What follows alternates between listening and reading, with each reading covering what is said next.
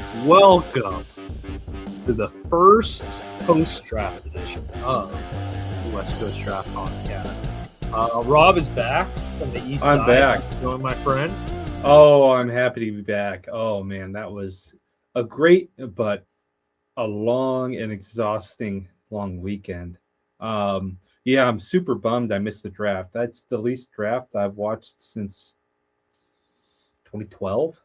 Yeah, I was going to say Thursday night because I didn't get back from the baseball game until like 7. So I missed every pick prior to like the Steelers picking Eye Notcher. I literally it didn't feel like the draft. It didn't feel like draft day. Like because draft day's got such a vibe to it. Mm-hmm. And I just didn't have that this year until I started to pick it up on Saturday. And I think the reason started picking up on Friday, and then on Saturday, I think maybe one of the reasons I was like, I'm ready to go a whole nother day is like I barely got day one, especially because the Bengals didn't have pick. That certainly didn't help either. So I think that's probably one of the reasons. Like on at the end of the stream on Saturday, it was like bittersweet. Last year I was like, I'm so tired, I'm ready for this. Yeah. This year I'm like, man, I could go another day of this. Mm-hmm. Like for me, what was so strange was the first half of round 1, my phone was off. I was in the team meetings, and right. I remember coach, our head coach. It was me and 2 other guys. Our head coach was there, and he was like, "Guys, I'm going to turn my phone off. I'm going to shout it off. My phone's not going to go off in this meeting." Yeah, you don't want to be the guy whose phone goes off. And then like me and the other guy were like, "Oh yeah, we're doing that too." So I turned off my Apple Watch too. I was like, no chances. So I didn't see. So we got out probably pick 14-ish is when we got done. Mm-hmm. So I was like crazy to see that like the picks were there, the information was there. I didn't have to wait for it coming in live. It was such a strange feeling because I've watched the whole draft for 10 plus years, you know. Mm-hmm. So it was a very strange feeling. And the same thing happened on day 2 and 3 for a bit. The phone wasn't off, but I was doing other things, and I wasn't on my phone. Right. So just to see those picks, especially when it was time for Seahawks picks happening, I was like, geez, it was a strange feeling. And I told our coach, never schedule something during the draft ever again. Come on, you wouldn't make that. You can't make that promise, but right. But he said I'll try. Saw Seahawks player Abe Lucas. So we got to be on the sideline for one of the practices, which was really cool. And Abe Lucas was just hanging out there. And he was at the spring game too on the sideline. We weren't on the sideline, unfortunately. How I felt about blocking for Jadarian Price. I wasn't gonna bug him, you know. Although, you know, people weren't fanboying around him because there weren't too many people there, but like it's like, right. I'm not going to be that guy, you know. Right. You know, I've maybe me 5 years ago would have, but this day and age, you know, I think maybe being around the game more has taught me to like this is more kind of normal, you know. It's just the game, right? It's not just a TV show, you know. These are real people, right? I think being around the game a lot more showed me that. Shout out Kirby Moore, super cool guy. He even came up to us and said hi to us, which is like, because like our head coach, he was the GA for one of the assistant coaches. That's how we were able to do this. And I asked him like, does this happen? And he's like, no. He's like, I can't believe he's letting us do this. And like and it's not like we got some big time recruit either, you know. Right. They were just for the love of the game, you know. Shout out to the defensive coach whose meeting room I was in. You know, said like, "Hey, welcome. You're here to learn, just like the rest. You're here to get better, just like the rest of us." And I know it was true. Oh, you know, unfortunately, you know, there's not so much you can implement in the college game into the high school game because these guys are operating in a whole universe above us. You know, they're in 3D, we're in 2D. You know, almost. Right. But just wait till you get to pro level. I know exactly, but I that in the schematics of it and in some of the organizational stuff. But I learned a lot in the leadership and how they run things. And I was so schematically, the impressed. pro level is probably not too much more advanced than the college level. The talent's just so Honestly, I would say it's different and dumbed down in some aspects and harder in other aspects. right. I think there's less defenses you have to run in the NFL level. Right. You're not making. You're not getting as many diverse offenses. Like there's no teams running a flex bone. Or Not like that true the air college raid, offenses right? do that anymore. Or but- true air raid, right? Or true air In raid, the right. NFL, you're not having 5-man boxes, Right. 4-man boxes, even. So, Right. but I think the intricacies, especially in like the little adjustments, is probably a lot more. Mhm. But just seeing how efficiently they ran everything and how, the most impressive thing to me was, during special teams meeting, special teams coach would show a clip, call out a person, correct them, and they'd always be like, "Yes, sir." That was the answer every time. "Yes, sir." It was so impressive. So it was an incredible experience. I showed off the view, right, from the cabin we were in. It was beautiful. It was a great experience. I got some new gear to show off. I should have put on we got, last year was so last minute. We were wearing hoodies as our game day uniform. Now we got these pretty sweet quarter zips, and we got rain gear this year. This awesome raincoat we've got. Oh yeah, we're looking good. Excited. But that was that. I'll take that trade off for missing most. Being only potting for probably 30 minutes total with you this weekend. Yeah. Sorry to leave you out to dry. Oh no, you're good, man. I was carrying the ship, man. We're good. So I don't know what Coach Cato looks like. Is he tall? Yes, he's very tall. Okay. Tall, I think I saw him. Ginger. Yes. Okay. Yeah. Okay. I think I saw him walking once, but I never saw him in his office when I saw other coaches in their offices, because I would have said hi and said hi from you. I was gonna say, man, that's But I walked past his office and I saw the nameplate. I was like, oh, I completely forgot he's there. Yep. So that's that would my have been guy pretty cool. right there. That's my guy. But yeah, no, my first Coug game. So they're running the DeBoer offense. Some tweaks to it, but they're running the DeBoer offense. So, but just seeing, I remember like seeing the athletes we had first year Jedfish now this year, compared to what they got going on. It's like, ooh, that might be rough. But I think they're going to be a good team in the Pac-12 with that awful new logo. Ugh, you see it? Oh yeah, it's rough. It's rough. It's what? It's not a bad logo, but I just love the old one. Look how they massacred my boy. Yeah, the old one was iconic. You can't go wrong with that. Like from a design standpoint, it's not a bad logo. It's just memories, nostalgia. I miss it. I'm just now realizing there's a better way for me to color code these. Great, man. My goodness, color code these grades so you can tell communicating wise. But yeah, if you want to keep telling me about it while I fix this, by all means. Shoot, what else? Got to go around Pullman and Moscow a little bit, Moscow. They don't call it Moscow; they call it Nice. Moscow. That was pretty cool. It's not easy being in a car with an O-line coach, a D-line, and O-line coach, assistant O-line coach, and D-line coach. Especially a D-line coach that is 6'5", 320, and an O-line coach probably weighs 350 pounds, especially sitting in the middle. So after one time, I sat in the middle. We took shifts sitting in the trunk. But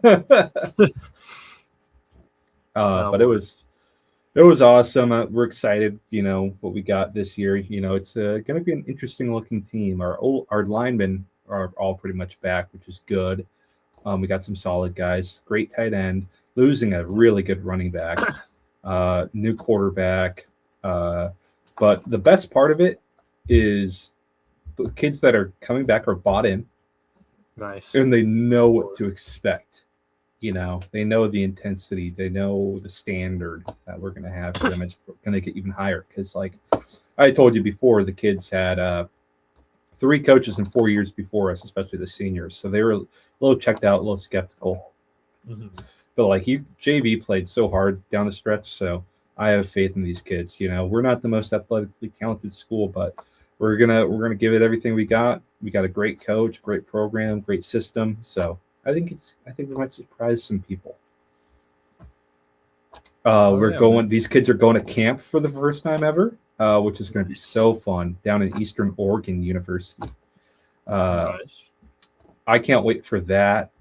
They're going to have a real spring ball, right? They haven't had an off-season weight program. They haven't really had spring ball. They haven't ever gone to camp. We're doing it right. This is a football program, right? We're trying to get the community buy-in. Show them what we're about. I'm taking on a bunch of roles this year. We got a really intelligent, experienced DC who challenges me a lot. He's a very think before he speaks, cerebral kind of guy, and sometimes I blurt out things before I should think enough about it. So he's someone he pauses and I try to correct myself, and he keeps pausing. You kind of dig yourself a hole a little bit, Had an argument on what a 4-minute. Would you call this a pressure bow? 3-4, send one outside linebacker. That's your standard 4-man rush, right? That's a standard 4-man rush. Yes. Okay. Yes. Here's what. So let's say you play cover 3, right? You play a cover 3 buzz look. Buzz one of the safeties, 2 deep safeties. Buzz one down to the hook zone of inside linebacker rather than a flat. Send the inside linebacker. Send both outside backers to flats. Is that a pressure? We're not saying blitz. We're saying pressure. I would say so, yeah. Yeah, because it's not your standard 4 guys going. I call it replacement pressure. Yeah. Okay, good. He disagreed? He disagreed. Huh. He says since it's 4 guys going and they're all in the box. It's like, I don't know. That's an interesting perspective. I mean, I've never thought about it as 4 in the box. I always thought about on the line. Yeah, it doesn't really matter because it doesn't matter because it's just semantics, right? Because it doesn't matter if we call it a pressure or not. Mm-hmm. But those are the kinds of conversations we have, right? And also, kind of realize okay, let's do you run trap at the 1 or the 3, in your opinion? You run trap at the 1 or the 3? 3 technique, 1 technique, 3 technique. Oh, 3. I'd run a 3 technique. Thank you. And the guard pulls and kicks out, the 3 technique. Are you trapping the 1 or the 3? Trapping the 3. Yes. He says the double team on the 1 is the trap. What? I don't. Yeah. That's so good. I would never consider the I'm not double going team crazy. on the Thank 1 God, to trap. Thank God I'm not going crazy. Yeah, no, what?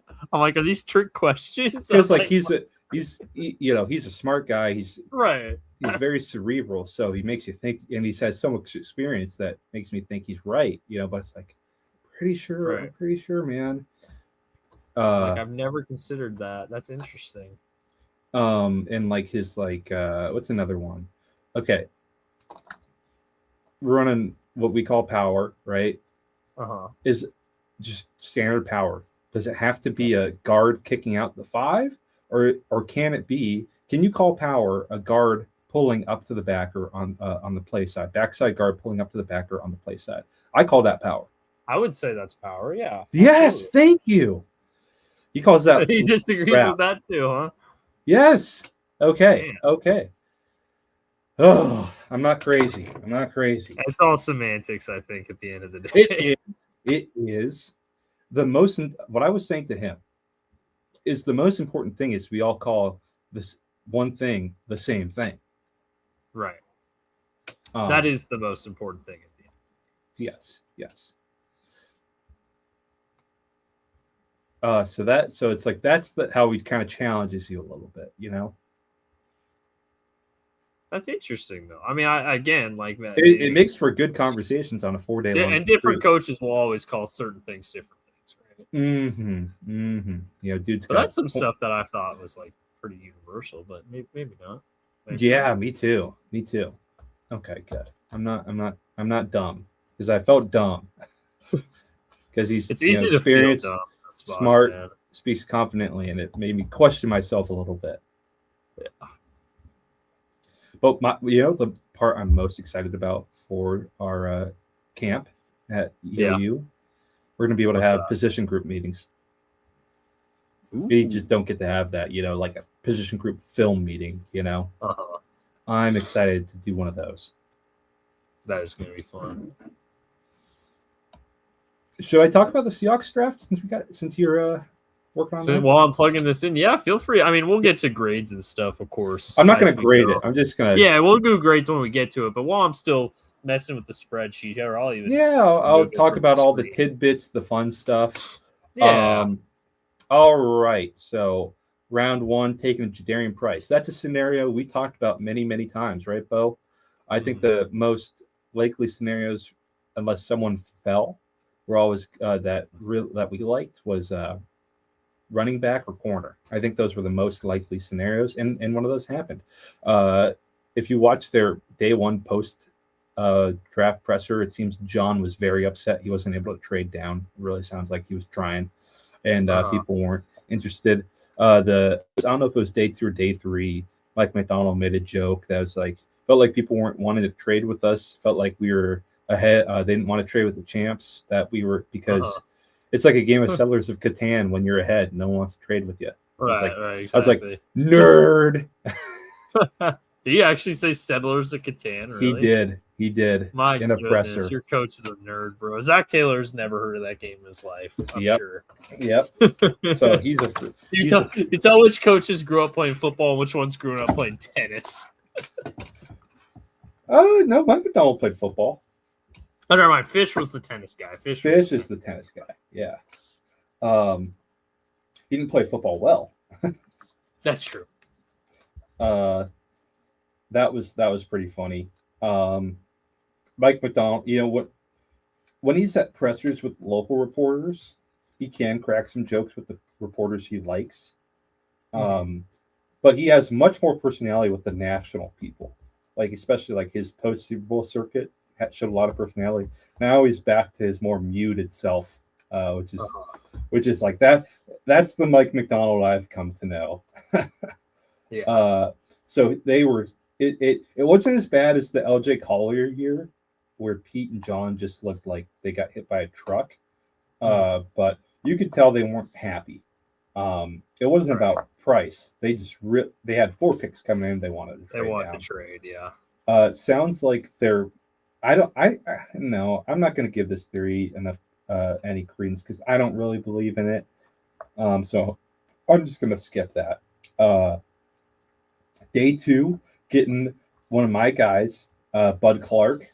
I've been talking to him. Like it feels like our first 2 picks were like guys I've been on for months, which is funny. Love Bud Clark.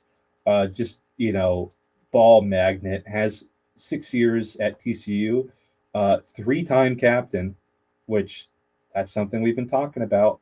And he has Devin Witherspoon personality, which is fun.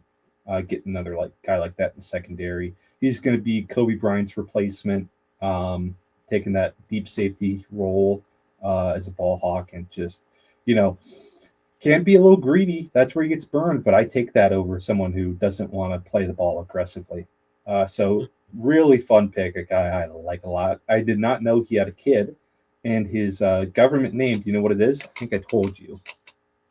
It's Jadarius. So we got Jadarian Price and Jadarius Clark. Bud. I'm talking. Those are very generic last names. So you go with very unique first names. Yeah, Price and Clark. The thing about Jadarian Price, excellent zone runner, explosive, not much tread, which is always good. Just a great fit. Add some explosiveness to the running back room that we lost with Walker leaving. We have Emmanuel Wilson and George Lonnie, who are more power runners. And then, of course, Zach Charbonnet when he comes back. He said that Thomas Hammock, our running backs coach, kept bringing up the Notre Dame NIU game in their meetings, which is pretty funny. Yeah. Seahawks said that they value guys who stay, and Jadarian Price stayed when he probably should have left, but hey, still got to be a first round pick. The Notre Dame showed a phone call he had with Marcus Freeman after he got picked, and that was cool. I love Marcus Freeman, but they showed him talking about love you, buddy. You showed the kind of character you are. Blah blah. That was impressive. Third round pick, Julian Neal, long, lanky corner, physical as all hell, kind of inverse. I say he's the inverse Reek Woolen, whereas Reek Woolen is freaky athletic, but doesn't like to tackle and is dumb. Jadarian Price loves to tackle, is still fast, but he's very stiff. He's like sprinter fast, like kind of like Keely Ringo, like stiff. Whereas Reek Woolen was very fluid, very special athlete. Fun thing about him is he said that Leslie Frazier at the combine told him he was going to be a Seahawk after their meeting. And Leslie Frazier called your shot, buddy. Picked up some draft capital there that we used to trade up for Beau Stevens. I called that shot, Beau. You did. Not anything on I wasn't I like Beau Stevens, but he wasn't must have my guy kind of guy. It's like, oh yeah, that'd be great. It's just that he had that 30 visit out of nowhere. One of the top rated zone blockers, can't go wrong with the Iowa offensive lineman. See you later, Anthony Bradford. And he had won the Hayden Fry Award for leadership. Another tick on the leadership box there. Emmanuel Henderson Jr. Word is he was Jay Harbaugh's handpicked special teams guy. He was Jay Harbaugh's guy. You need to get him or else I will be upset. Sounds like he's the Derek Young replacement for Gunner, which is always good to have. We're a special teams team. Andre Fuller, solid corner. Definitely fell to be in the 7th round. A lot of people had him as a round 5 kind of guy. I think he could make the team, especially if he plays better than Nehemiah Pritchett. Because we have some room at corner for guys making the team. What's his name? David Eastern, team captain at Minnesota. Really big, true nose tackle kind of type. He's in the competition with Peely and Bohanna and Bubba Thomas.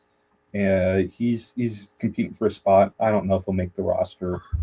And then you got your guy, Michael Dansby. Stump Beau winner right there. Stump the PowerPoint winner right there. Michael Dansby, one of 2 this year. Even Rob Staten was like, I don't got anyone on this guy. I don't got anything on this guy. I'll watch him. Word is they really liked his America Bowl performance, and that's why they were interested in him. So with Fuller and Dansby, definitely a last corner on the roster competition there. But it's very clear the Seahawks have a type at corner under Mike Macdonald now. It was very easy to tell the type under Pete Carroll, 32-inch arms forever. It's super high PFF zone rankings. That's the thing. They all have ridiculous PFF zone grades.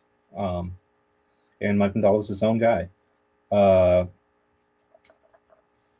Don't got too much on Michael Dansby myself. I haven't really bothered to watch him because I don't think he's I remember the Seahawks draft after the Super Bowl. Half the guys they drafted didn't make the team. It's hard to make a team, and we brought so many guys back. We lost Mafe, Bryant, Woolen, Walker.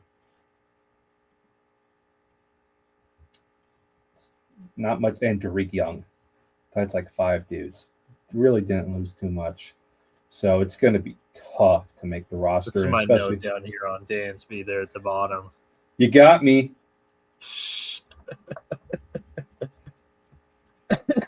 Oh man, friggin' that's Dansby, hilarious. Man. And he was in your own backyard. You have no one to blame but yourself on that one. He was in my own backyard. I think he was a DB from Arizona of all schools. And there was an Arizona DB that I had a profile for that didn't get drafted, and it wasn't Dansby. That's just upsetting. Can't believe it, man. You fired hot shot. Really did really well with only 2. I know. Honestly, I was so close. I got to pick 240 before I got stumped. I was like, I think I'm going to make it. I didn't say it on the stream because I just knew I would be jinxing it if I did. But I thought, like, I think I'm going to make it this year. I think I'm going to do it. I think it's been the first year ever I don't get stumped by a single guy. And then Parker Hughes came up. And then salt in the wound a little bit later with Dansby. Oh, Aiden Garnes. Aiden Garnes, you drafted the wrong Arizona corner. I'm sorry. Not too crazy on the undrafted free agent front this year. We got like Jared Ivey and Jackson Woodard, and we got a lot of dudes last year. They picked up who was it? They picked up 2 edges that they said they had draftable grades on. I don't think they're not making the roster. Because they're gonna bring in Dante Fowler as soon as Dante Fowler wants to come, so maybe that'll be in July, but Dante Fowler's coming. Shout out Adam Durde. He's gotten 3 pretty dang good linemen to come here. He got Hankins to come here, McDonald's first year, and then he was going to come back, but his back was just messed up, so he retired. And he got a little make work gig this year with the Seahawks. Tank Lawrence came because of Adam Durde, and now Dante Fowler's coming because of Adam Durde. So shout out there. Yeah, no crazy high profile UDFAs for the Seahawks this year. I think the UDFA pickings were pretty slim as well this year because of how bad this draft class is. Xavier Harris, geez, did anyone end up picking him up? Not yet. Yeah, no, it seems like the stuff that came out about him is real bad. Diego Pavia got the invite to Baltimore, division rival. To Ravens minicamp. You saw the tweet? I saw. I was going to say, did you see the tweet? Yes, I did. Kind of offensive that they can invite him to regular size camp. Well, I love those pictures of Diego Pavia's draft room with all the hats, and like people were like putting DoorDash and Amazon and all that stuff. That was pretty funny. What else? Oh yeah, this was pretty cool. Julian Neal said the hat company messed up, and he went out and bought a Seahawks hat because he knew that the Seahawks were going to get him.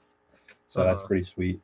He's definitely got DB personality, man, in his conference call. And what other funny storylines happened? Love the Caleb Lomu video. That one's gonna age horribly.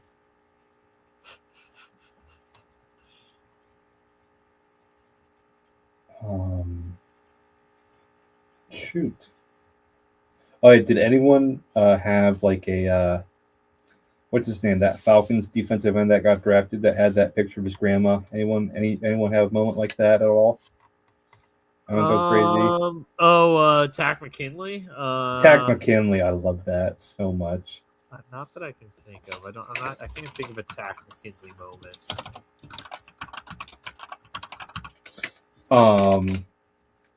The Vrabel stuff going on, crazy. Chiefs trading up for freaking Mansour Delane. I know. I could swear. As soon as that trade came in, I thought it was for Ruben Bain, and then it wasn't. I was like, for Mansour Delane, really? You didn't have faith? And I guess the reports came out later that they thought Washington was going to take him, and like maybe, but the Eagles and Steelers Mekhi Lemon drama, crazy. Imagine Mekhi Lemon in that receiver room, though. He'd be in trouble.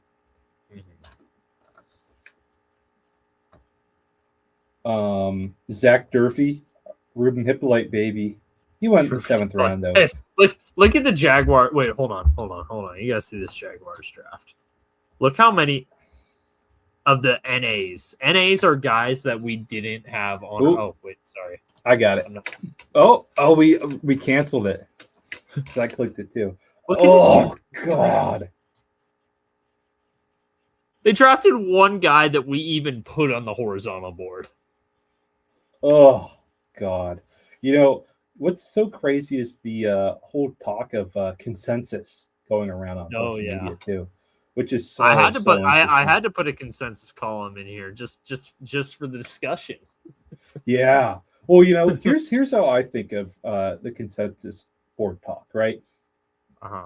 I think it's easy for a man on the street who is in NFL circles to say like, "Oh, that was a reach." You know, who knows how the NFL values someone. However, the consensus board is a good tool I like on. the consensus board because it's like collective in the sense that it's like Mhm. I could sit here and say, "Oh, Tanner Koziol should have been a first round pick." I think that was great value, and that's one guy's, like you said, that's one guy's opinion.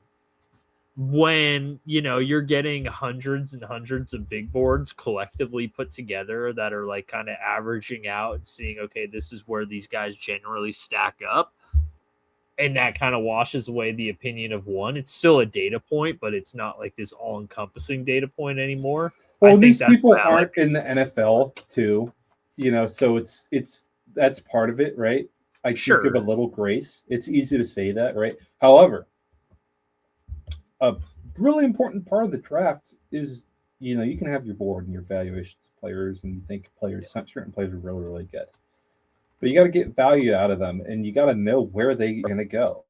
Uh, and using the consensus board is a good way to gauge that.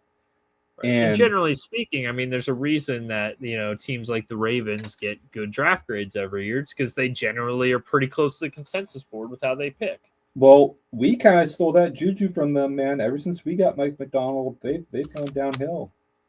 That's true. The Ravens haven't been as good the past couple of years at that. But no, totally. And I listened to a podcast with some really interesting details, and he said, looking at the data of consensus board and empirical draft data, he'd say like the consensus board is pretty spot on for evaluating those players through the top 100. Mm, After that, NFL teams are better than the consensus board. So that's cool. I found that pretty interesting. Um, Except for so Mike Terrell. Mike Terrell, they nailed. Where they have where did I have Mike Terrell on the consensus board back in it 24? Hold was on. bad. Hey, we got a pick out of them. Mike Terrell, 644. We got a pick out of Mike Jarrell. You did get a pick out Mike Terrell. What school did he go to again? I should know this. Dang it. It was a small school. It was the tiny school, yeah. Some city in Ohio. Um, I'll look it up. Finley. Findlay. Findlay. But yeah. Yeah, that was hilarious when that pick happened. I remember both like, huh? But we'll get into it. But shout out Grant Cohn.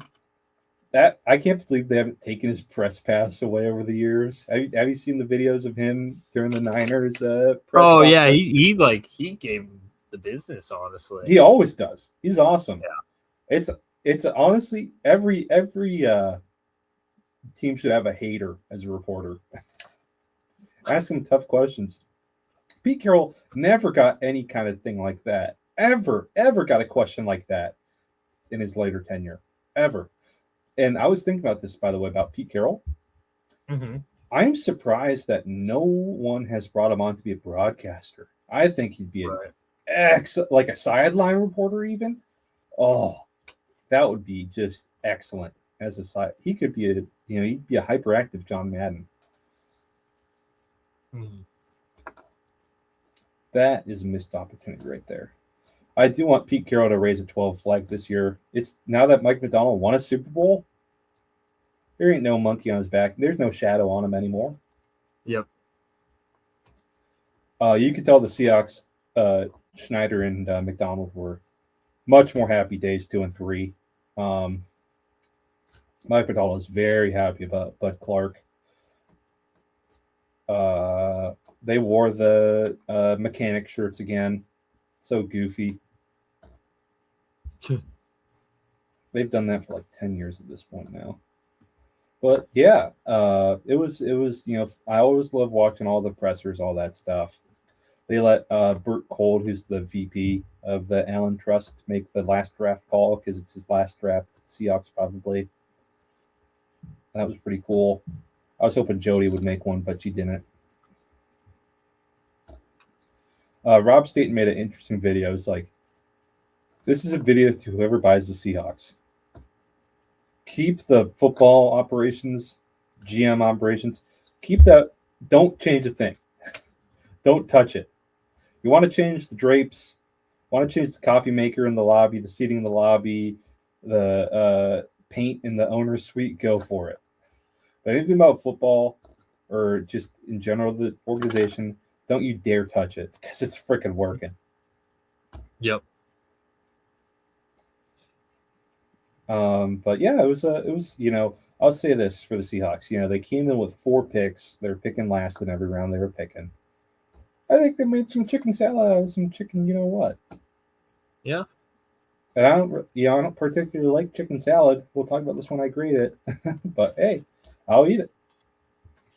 Yeah, especially compared to the other teams in the division, which I guess gets us into the grades conversation. Oh, do you want to talk a little Bengals? Got any good tidbits? Oh yeah, I can talk. One last tidbit. Jadarian Price, awful jersey number, pick 8. Ugh. Oh, number 8. Ooh.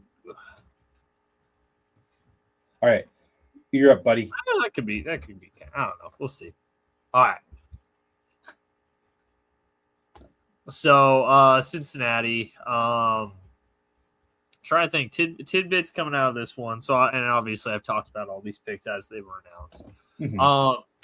Overall, I communicated this at the time. Overall, I'm happy with the picks they did make here. So I'll just start at the top. Cassius Howell, a guy that you were higher on than I was by the time we got to the actual time of the draft.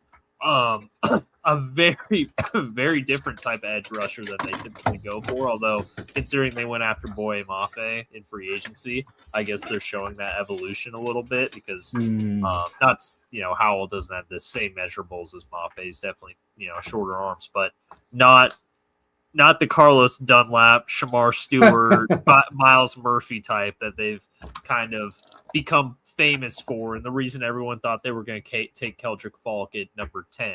Imagine being in like 2015 and saying you'd take a guy with Cassius Howell's measurables to play defensive end. Yeah, right. Games change, boys. He's not 6'6". Yeah, I know. But it's funny, actually, and Joe Goodberry brought up a good point here. And, they haven't actually asked Al Golden about it. But looking at the personnel they have on defense, specifically the defensive line, they really are more of a 3-4, 5-2, whatever you want to call it. It's all the same thing.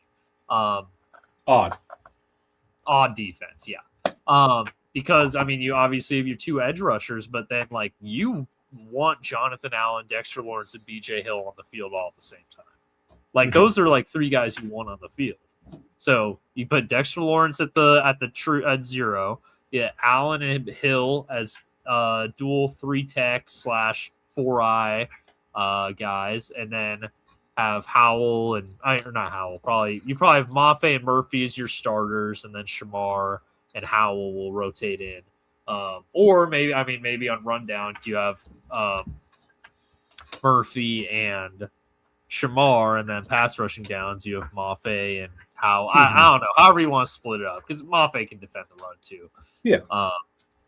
I think I think if there's a specialization here right now, it's Howell's probably the best. Mafe is the most well-rounded, so I think Howell's a specialized pass rusher, whereas Shamar is a specialized not pass rusher. So, however you want to do the rotation, I'm not going to say anything. Although I do have one funny tidbit on Howell, though it's funny, is if you go back to Joe Goodberry's tweets from the Shamar Stewart pick last year, he was talking about Howell now this is an edge rusher I'd be interested in. Oh, nice. And it's come full circle. Speaking on that odd stuff, though, Golden did run some penny stuff at Notre Dame. Yeah, so yeah. I could definitely see that. Much more of the Fangio penny than the Ryan Walters penny. Well, and even back in like 2021, like the peak of the Bengals defense, like they were running a lot of odd stuff when they had like Ogunjobi, Yeah. Breeder, and They were BJ running. Hill. They were running some penny. Yeah, but it was Fangio penny. Right. So, point being, that's back. It's back on the menu, and I know I texted you this the other day. It finally feels like especially defensive line wise, they finally like have like waves of guys. Like they've got a real 2 deep right now instead of like a 1 deep that you don't even feel particularly great about. Dude, so, that was me from like the end of Pete to the start of Mike McDonald. That's exactly what happened, and it transforms your defense to be able to keep those D linemen fresh, even if like Seahawks D linemen, their best D lineman's Leonard Williams, right?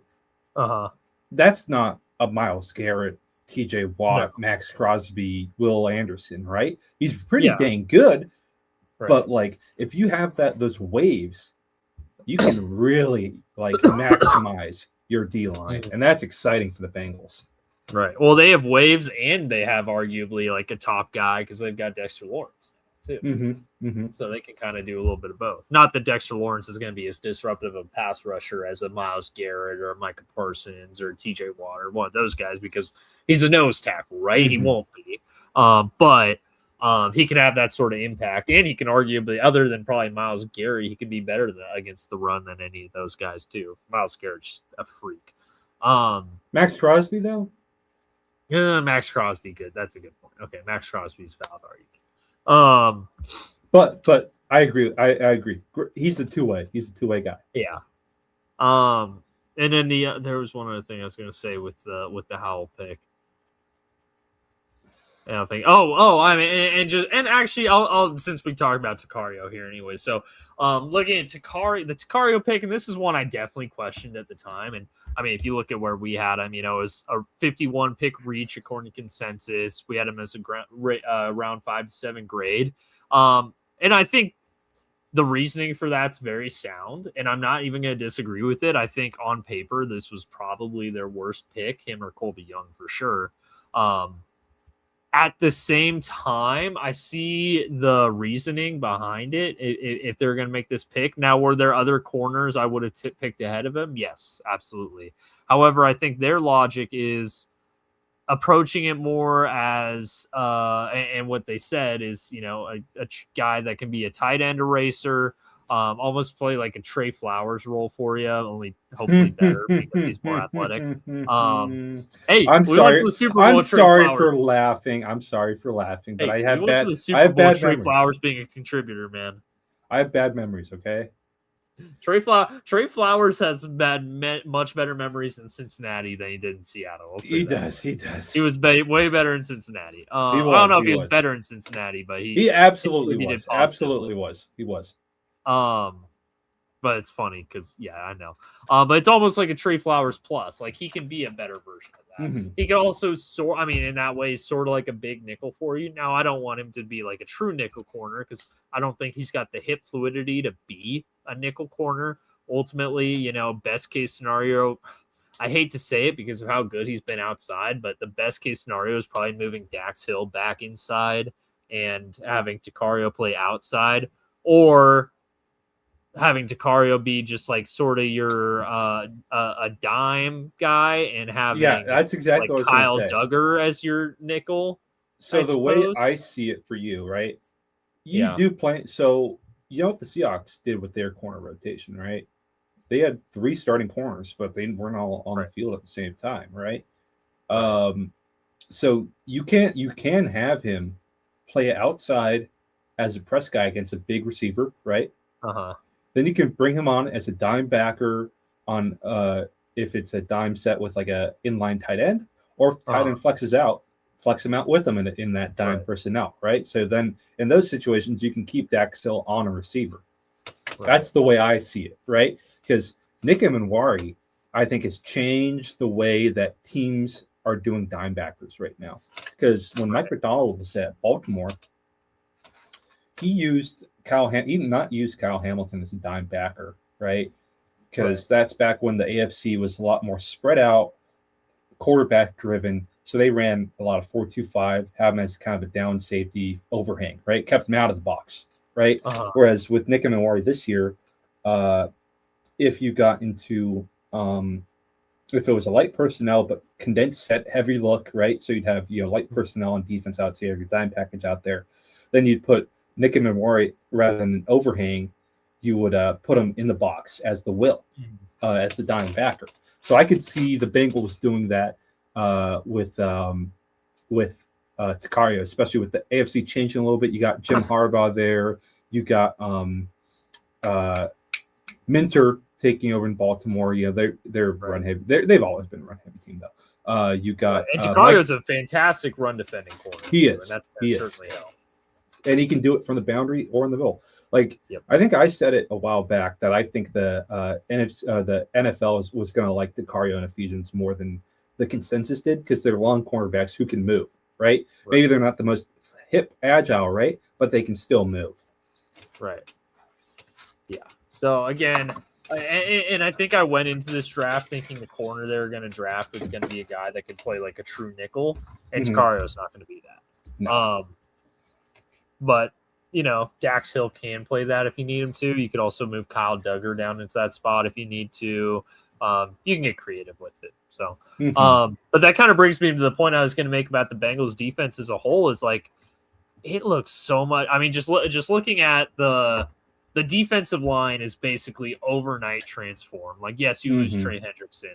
You bring in Boye Mafe, Dexter Lawrence, Cassius Howell, Jonathan Allen, Landon Robinson. Like, you stock up on defensive line. Obviously, you're hoping Shamar's, former first-round pick can develop. Miles Murphy, you started to see those flashes. You hope he can develop. You brought in or didn't bring in Chris Jenkins, McKinley Jackson are both still there. You're less hopeful about their development at this point, but they are still on the roster. And BJ Hill, of course, the veteran that helped bring in Dexter Lawrence. So you feel great about the D-line. The cornerback room, you feel really good about your two starters. You feel good about Takario as a rookie that's going to come in. Jasir Taylor's a solid depth piece. Jalen Davis is a solid depth nickel. If he's the starting nickel week one, I'm not going to complain about that because he's shown the ability to play that position well in the past. The safety room looks so much better now with Brian Cook and Kyle Duggar. I almost called Jaden Duggar, who's the Niners draft pick. Kyle Duggar brought in to pair, but then Jordan Battle's still there. Obviously, Cook and Battle will be the starters. Duggar's more of a third guy that can also move down, be a nickel, could even play some backer for you in a pinch if you need to. You just have to question the linebackers. Like, there is one position group on this defense where I'm like, I still don't feel great about that, and that's linebackers. And now, historically, linebackers do tend to make a big jump between year one and year two. They that do. has been shown. So I'm not giving up on them yet, but man, year one was bad. So I'm hoping they still got a plan to bring in a vet. They actually, Duke Tobin at his press conference today, it was at the combine, they were like, he all but said no to restructuring Burrow's contract to try to bring in more vets. And at the press conference today, he was like, yeah, it's something we're looking into to more or less said, yeah, it's something we're looking into because we're still in roster building mode. But we feel good about where the roster is right now, but we're still in roster building mode. Who's on the market right now at linebacker? What's up? Who's on the market right now at linebacker? Bobby Wagner, Bobby Carrique, Shaq Thompson, Matt Milano's still out there. Would you be interested in bringing in Bobby? Oh, absolutely. He'd probably be the number one name. It'd probably be him or Shaq. Shaq actually had a good year in Carolina. I'd be down with either of those. I'd love to see Bobby go ring chase. I do like the idea of Shaq in that defense, though. Yeah, I think Shaq would probably be the best fit. And I think between him and Bobby, I think he was better last year. He was. He had a good year in Buffalo. But do you not want Bobby to come there and chase the record? No, trust me. I just said Bobby's my number one choice. I was just making. I wasn't doubting you. I was just saying. Oh yeah. Wouldn't it be cool? It would be very cool. It would be cool for them to stop the game and have a moment and it'd be even better if it's against Cleveland and Tom Monken can get all pissed off when they pause the game. I really want to see Bobby play another year and get the record. So bad. I think he'll get a chance sometime. He might sign like in like late June to skip the off season portion. But I Dude, think if Pete Carroll was still coaching the Raiders, he'd be there. oh yeah, he'd be there. You know, hearing everything he's saying though, do you know what I'm hearing? What's that? I'm hearing what the Seahawks kind of went through, how they built their defense, because they don't have that true elite pass rusher, but they built up a great defensive line with a lot of depth and a lot of really good players, right? They have a solid secondary that's very multiple, and their linebackers coming into this year aren't very good. That was us, Mike and Donald's first year. I see the vision coming together, Beau. Yeah. And I do like that there's still a lot of doubt in a way. It sounds funny, but I like that the national media is still kind of like quiet on them. Like a lot of the power rankings, post-draft power rankings, still have the Bengals in like the 20s or late teens. It's like this is kind of where the Seahawks were this time last year.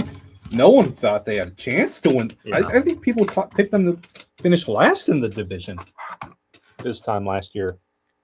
Now, you guys haven't traded your quarterback. That's true. Because I don't think we're going to. Yeah, you haven't traded your quarterback and number one receiver. But I think the doubters are crazy because, in my opinion, the best quarterback in the game is there. And the defensive vision's coming together. You know, Beau, do you know what the best way to help a defense is in football? What's that? Offensive pressure. That's why the Ravens in 23 or 24, that's why they were so amazing, because their offense was really freaking good. Yeah.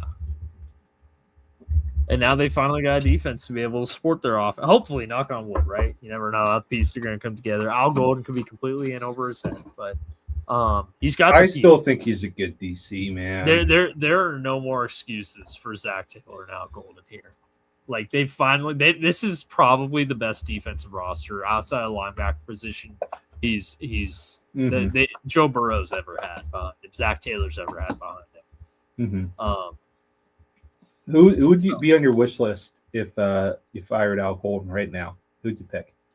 Would it be someone from that it'd have to be someone from the McDonald tree. I'd look at if he wanted to come call plays. But would it be? But since Taylor's from the McVay tree, really, yeah. Because McVay and Shanahan run different defenses. Right. That's true. Would it be someone in like that Chris Shula? Because it's definitely evolved much more from like classic 3-4 under Wade Phillips, right? It's really involved. I really like Chris Shula. I think he runs cool stuff. So no names right here. Would you pick someone from the McVay? Like, okay, let's say talent as a DC is equal. Would you pick someone from that McVay Shula scheme or the McDonald Minter scheme? I'd probably still say McDonald Minter, just because that seems to be that's the one everyone's emulating right now, right? It's the hot ticket item right now. It's the hot ticket item. It's what the McVay offense was back when the Bengals hired. Yeah. So. It's crazy. It's not like Water Boys are getting hired to be coaches for the Water Boys hired to be OCs like Shane Waldron. But looking at day 3 of the Bengals before we get into grades for NFC teams here, Connor Liu was a pick I really liked in the 4th round. I thought that was a steal. I mean, he's coming off the torn ACL, which honestly is probably the only reason he was still even available at this point. He had by many metrics a 2nd round grade as a center, 75th on the consensus board. We had him in a 3rd round grade, so either way in the 4th round at 128, that's value there. Do you know how much he's going to miss this year yet? He says he's going to be ready for training camp. Okay, that is exciting. Right, and he's not going to start this year anyways because we still have Ted Karras. But he's a center of the future. He's not even 21 years old yet. He's still 20 years old. Has not been able to legally drink a beer to celebrate being drafted by the Bengals yet. Now, I'm sure he did, but that's neither here nor there. Athletically, size-wise, like everything's there. Connor Liu is like actually a fantastic center prospect. He is just coming off the injury, which is a big factor. So that's your center of the future right there. Colby Young is more kind of in the Takario Davis dart throw range in that he's a 6'5", 220 receiver that runs a 4.49 40. Didn't have great production at Georgia or at Miami. He was a little bit better at Miami, but missed a ton of games for Georgia. He had an assault charge at one point. Then he had a broken fibula, I believe, that took off a ton of time at Georgia this past season. Either way, had dealt with a lot of stuff when he was at Georgia that kept him off the field. However, when he was on the field, he showed to be pretty effective. He's got strong hands. Again, he's got great size, great speed, separation abilities, a little wonky, not great. It might probably going to be more of a straight line jump ball guy, but he can do it. I mean, the people are calling him online Temu Higgins, and I can see it a little bit. And you know what? That's a good guy to learn from.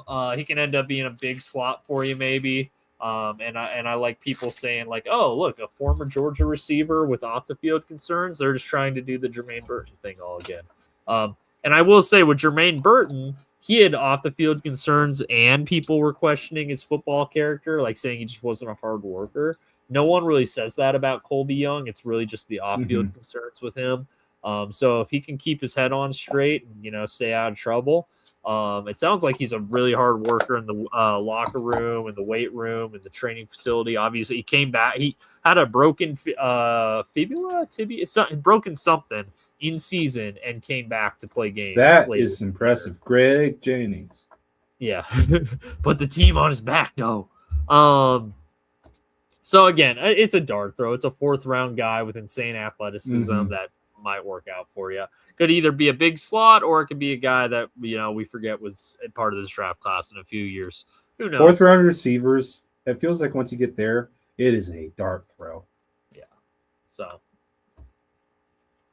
that pick's grown on me a little bit since it was made.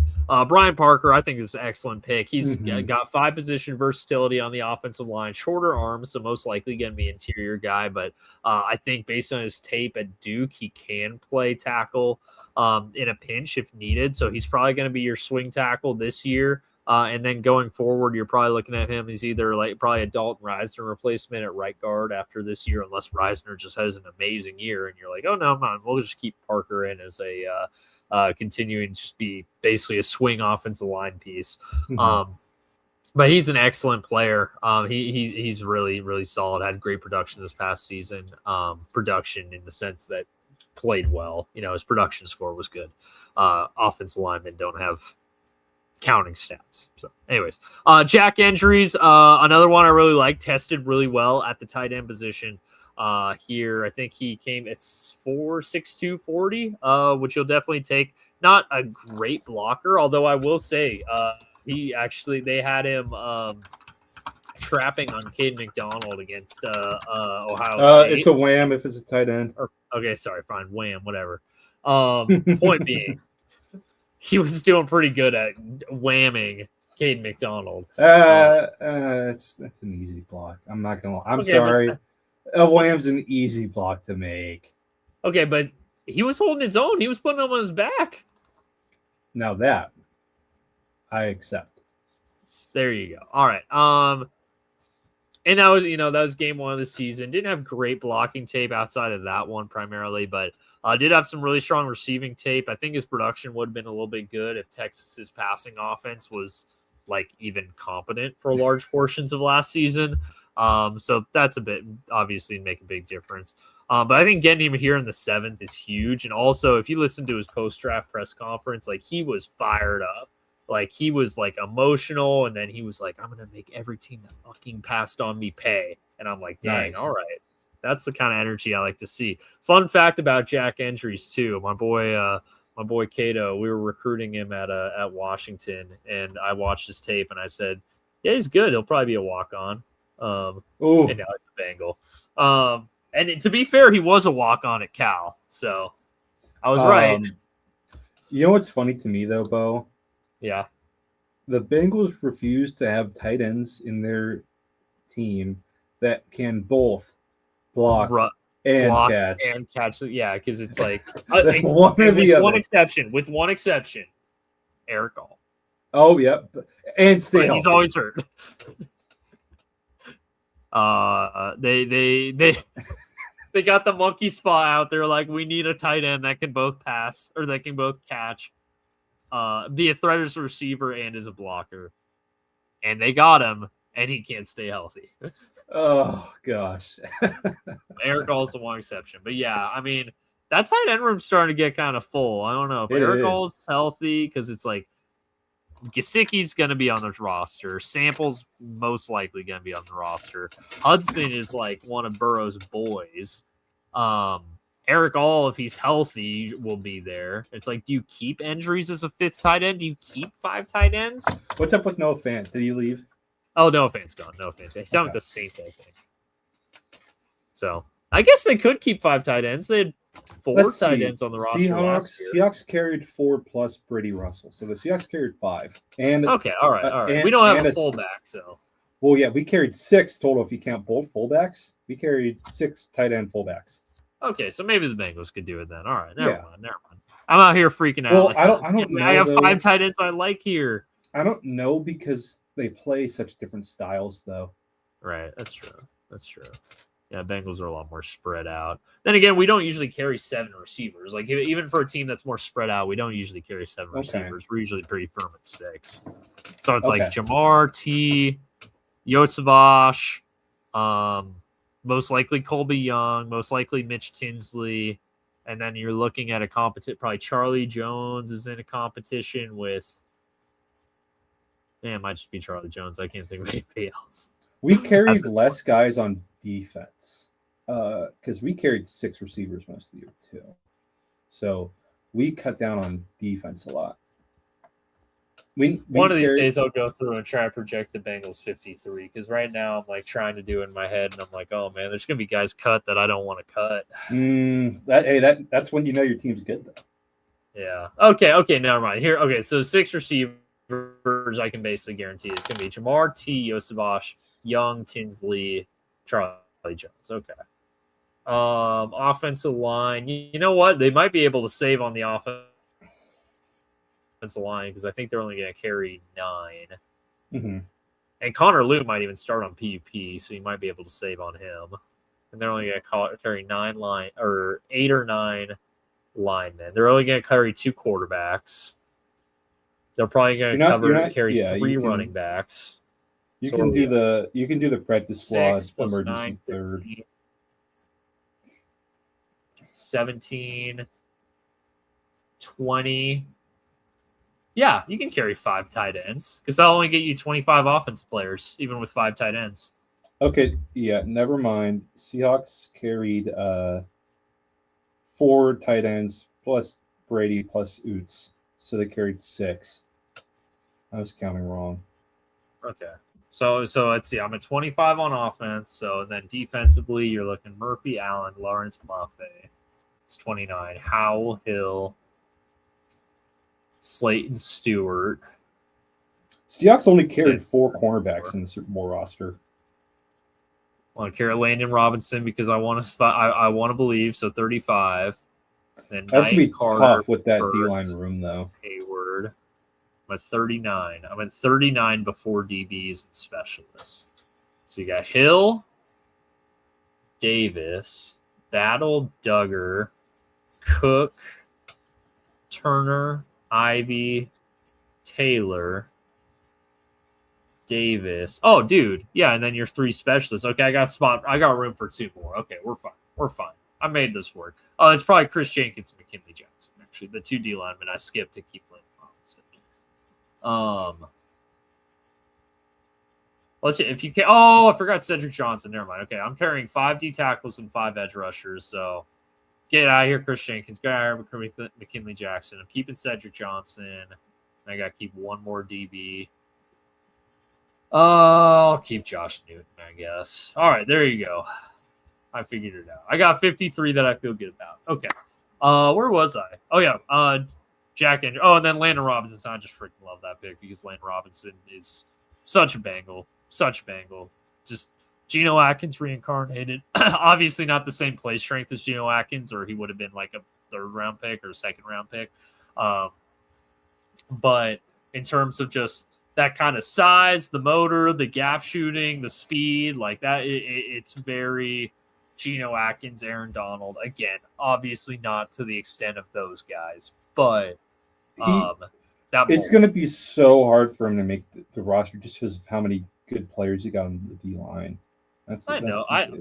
His competition to make the roster isn't, Jonathan Allen and B.J. Hill and Dexter Lawrence. It's Chris Jenkins and McKinley Jackson, who haven't been able to show they can contribute at the NFL level. So, I believe Landon Robinson. Make it happen. He's gonna be a fan favorite though. He's gonna be such a fan favorite in the process. So, I mean, who doesn't love a Service Academy player on their team? Oh, absolutely. I think this is the first Service Academy player I can remember on the Bengals in a long time. Mm-hmm. Obviously, for a long time they weren't going to NFL teams, but like even since then, I can't remember them ever bringing a Service Academy player. I remember the Nate Boyer, but that doesn't count because he was a veteran. Right. I think they brought in a. Well, and he was at Texas too. He wasn't at a Service Academy. Oh, true.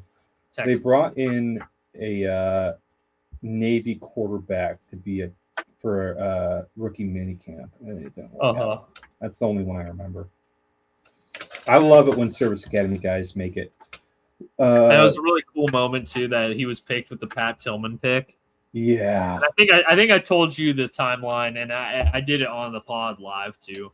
But it was funny when they brought out like the Pat Tillman mural, and I was like, "Oh, they're definitely picking Landon Robinson here." And then they were like, with the 226 pick in 2001, whatever year that he was drafted, and I was like, "Oh, never mind. It's just the Pat Tillman pick. Okay, never mind. It's not definitely Landon Robinson." And then the lady that was presenting the pick was like, and it's a very special pick too, and you'll see why in a second. I'm like, never mind, it's definitely Landon Robinson. So it was a good moment. It was a very cool moment. Mm-hmm. So again, I hope to God he makes the team because he's such a fun player to watch. I hope he just absolutely dominates in training camp.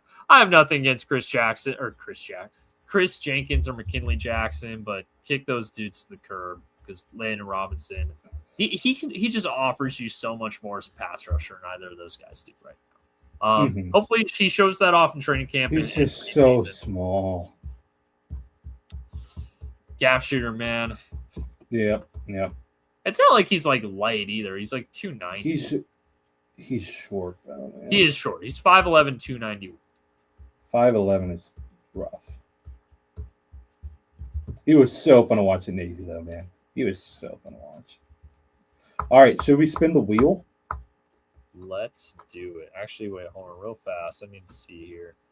Wow, we're already an hour in. Geno is 6'1", 300, so taller. Yeah. Not insanely taller, but taller. Well, I mean, but you know what that means, though, is mass distribution, less bad weight, longer limbs. Well, if you see here, Landon Robinson doesn't look like he's got bad weight, but the point is valid. And then Aaron Donald's 6'1", 280, so a lot taller. Less of a frame, a little bit taller, but lighter. There's less of a frame to add more weight. That's fair. All right, let's spin the wheel to see the first team that we'll be giving our grades for here. Spin that wheel. Yeah, there was like this. I forget what it was, but there's a YouTube channel I watched, and they were spinning like the wheel for like discussion things. They always had this goofy sound effect that was spin that wheel. So whatever we say that, I always think of it. It was like I can't do it right, but it was so weird.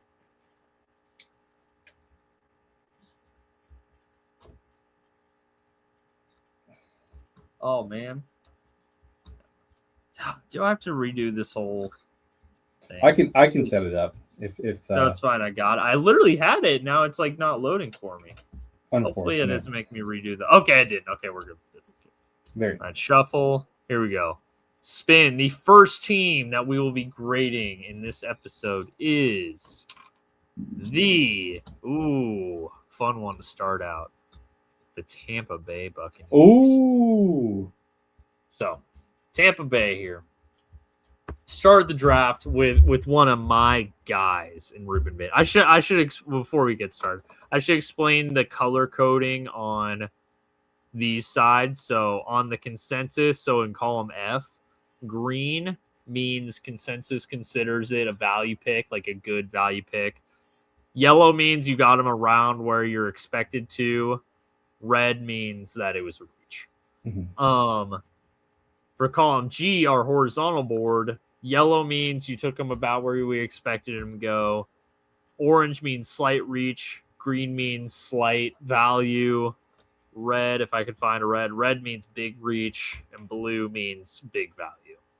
Mm-hmm. So that's the explanation. Okay, Tampa Bay. So Ruben Bain here, pick that I loved, obviously. One of my guys. Thought the fact that he was even available at 15 was a shocker. I was shaking in my boots when I realized there's a chance Baltimore can get him. Thankfully, they passed on him.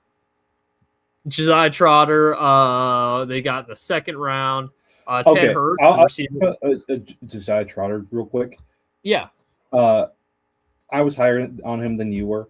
Yes. I'm not at. That's probably the range I actually thought he'd go, was like about 50. I'm not at all surprised he went around there. And I'm especially not surprised that an old school salty defensive head coach loved him.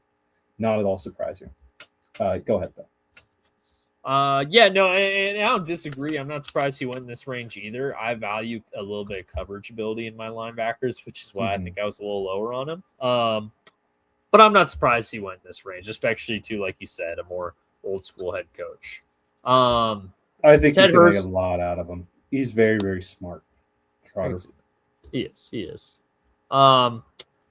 Ted Hurst, a receiver, we both liked getting him in the third round. Then Keontae Scott, I thought this was a great value pick. Nickel corner, getting him a 116, one of the best pure nickel corners in the class. And then they just rounded out the class with a couple of some fine values. DeMonte Capehart in the 5th, Billy Schroth in the 6th, late 5th, and then Bauer Sharp, tight end out LSU, in the 6th round. So a couple reaches, plus a value pick there. Nothing too crazy. Once you get past round 5, I thought they did really, really well though with their first 4 picks. And I mean, once you get past round 5, it's mostly dark. Especially in this draft. Yeah.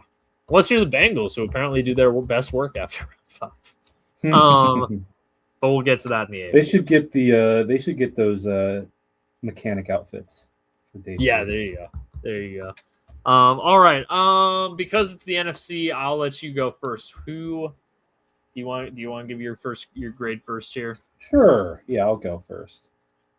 I'm giving them an A+. The best drafts. I agree. I think they had a phenomenal draft. I think especially. Oh my goodness, why is that so small? Especially in a class like you said, that's not super deep. I've got caps lock on. That's why it's turning into not caps lock.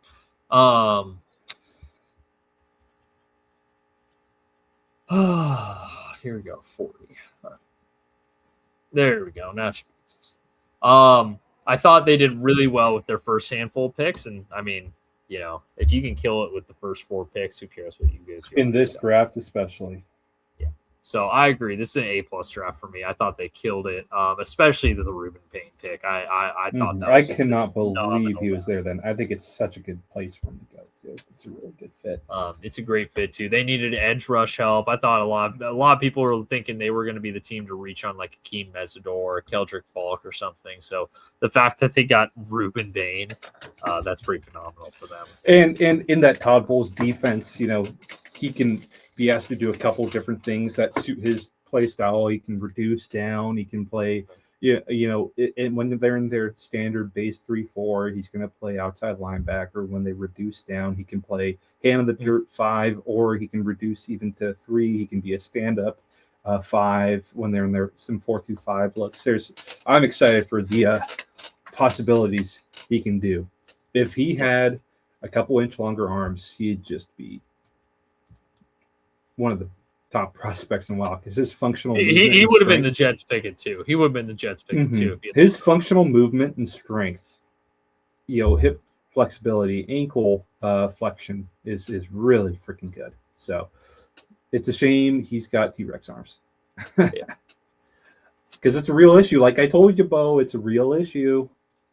And the NFL I'm pretty sure I'm pretty convinced the Bengals would have taken him. And considering they took Howell, I'm convinced the Bengals would have taken Bain at 10 if they. But I told you that's still lower than we probably that people thought he'd go. And I told you it's a real issue for NFL teams, and we saw it happen. All right, spin that wheel. It's already been done. The next team is the Chicago Bears. Oh, fun. The off-season champs, as Daniel likes to say. Although maybe they weren't the off-season champs this year. Not maybe this year. They finally had a good season, and now they're not off-season champs. They don't need to be off-season champs anymore. And that kind of gets us into their draft here. So Dylan Thieneman to start off. Yeah, speaking of off-season champs, an Oregon Duck player. Oh, there you go. I think we can both agree, though, this is a fantastic pick here to start off the class. Getting 17th overall player, and I think he could have been even higher. 1A player for us. Getting him at 25, that's insane. He's a top 5 player in this draft for me. Incredible. And man, I kind of wish he went to McDonald mentor scheme team because he'd be so good in those systems. But they're a very turnover heavy team, and he can definitely help there, and just incredible safety. I think his size and run support is probably what scared some teams off. The reason that didn't matter to me, just like for Caleb Downs, he's going to be playing post safety. It doesn't freaking matter. Right. And then one of your guys here in the second, yes, Jones. They said you probably were thinking Chicago's going to get an A+ after these first 2 picks. I know. Oh gosh, I just. And Logan Jones probably is going to have to start for them year 1 because Garrett Bradbury is going to come and start for him. But you got your center of the future, and also Garrett Bradbury's not that good. So Logan Jones. And like we've been saying, Beau, where do good centers go in the draft these days? The 50s. Yeah. We've said that. Or 120s in Connor Bluth's case. Yeah. Well, he would have gone in the 50s without the ACL. That's true. So it was a reach for the consensus board, but he was right there for our board. Shit.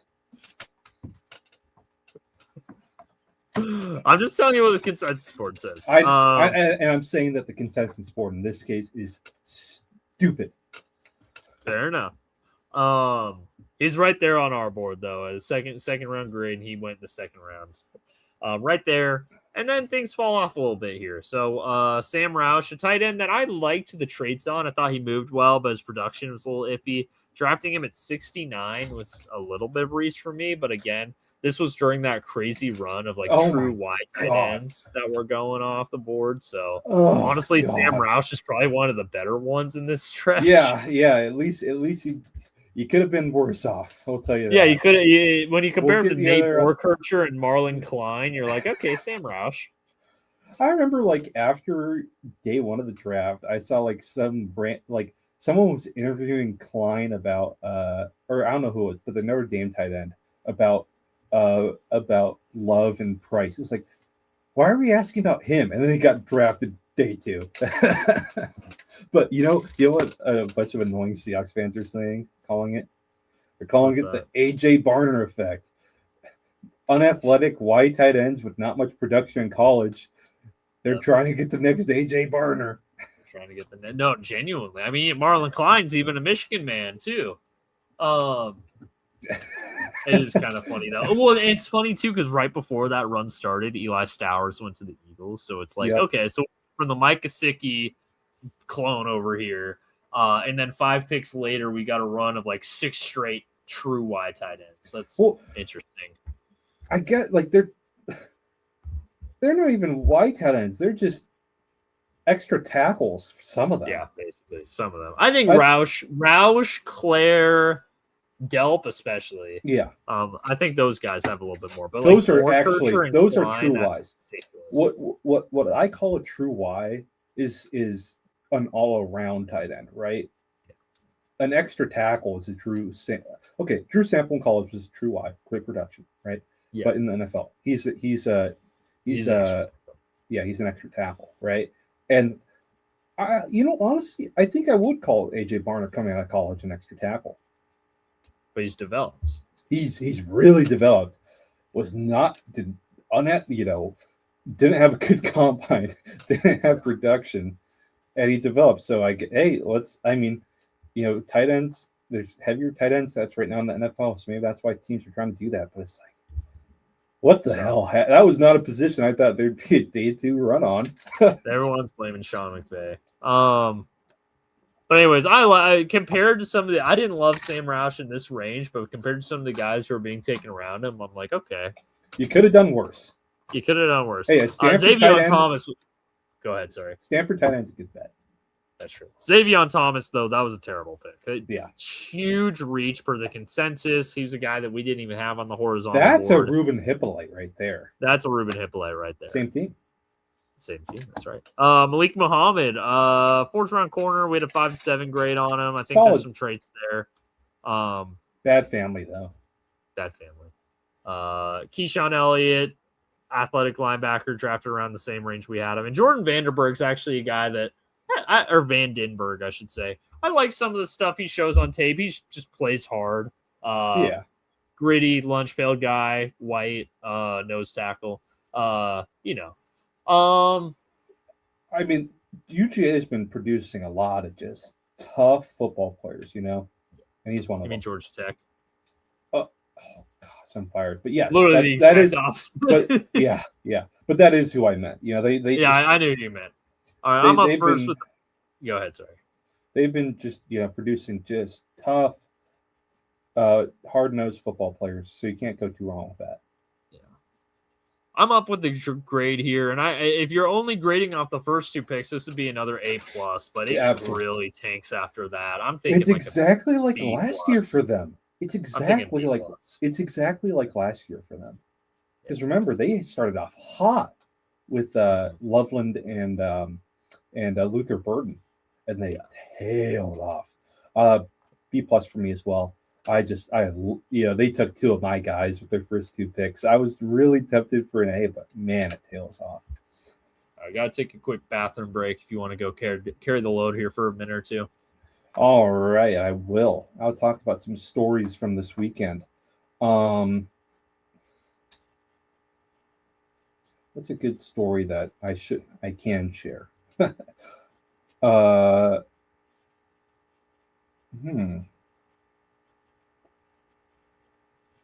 yeah, it was our attempts to figure out how to get the draft on after we got back from our meetings. It took us. I was able to follow along on my phone, luckily, as we drove away from Martin Stadium. But oh no, I got a better story. So our head coach is a Coug, but that wasn't why we went. We went because we had the opportunity to get to sit in and learn. But our head coach knows I'm a diehard Husky, and I told him, Coach, I'll behave. You don't got to worry. I'm not gonna embarrass us. The one time I had a little fun was when we got to we were hanging out one of the later days, and we got to see the trophy case room, and we passed by the Apple Cup trophy area, and I had a lot of fun messing with our head coach. It's like, Coach, why is this empty? And no one was around us. That's why I took the opportunity. And oh man, got a little dirty glare from him, but worth it. He won't fire me. He's gonna need to find a whole new JV staff. But it was really cool seeing they had this really cool helmet wall of all the NFL teams and all the Cougs who've been drafted to each of the teams. I got to see like a Ryan Leaf under the Chargers. Got to see who else? I'm trying to think of a good one that I saw. Oh, they had like guys who played for certain teams too. Michael Bumpus was on there. Gardner Minshew. There's some pictures of Gardner Minshew up there. They had all their bowl game trophies. That was pretty sweet. Man, but it was, cool getting to see all that. We have a young coach on staff, first year in college. He loves his PlayStation. He even brought it out there for the days he was there, was playing 2K. And we passed by the recruiting lounge, and there's, some PlayStation in there. And I was like, is it calling to you, man? Is it calling to you? But it was really cool just seeing what a college football office is like, seeing the crazy cramped room where all the student assistants and recruiting assistants are, like you were once, Beau. Getting to see what those meeting rooms like, and those very wide chairs for all the linemen. That was pretty funny. It was like being in a hospital and seeing the very wide chairs for the fat people, like in like My 600-Pound Life. What else is interesting?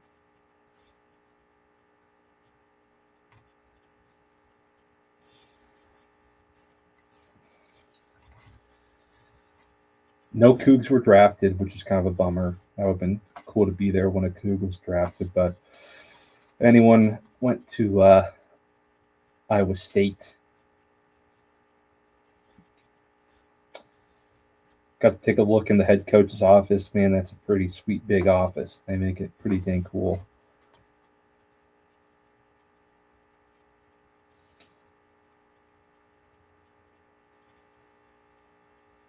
Oh, this was, just seeing like how efficiently they practice and move was really pretty cool. It was like, the head coach had one of those electronic whistles where you press a button and a whistle sound goes off, and just seeing everyone just know exactly where they're going and sprinting out there.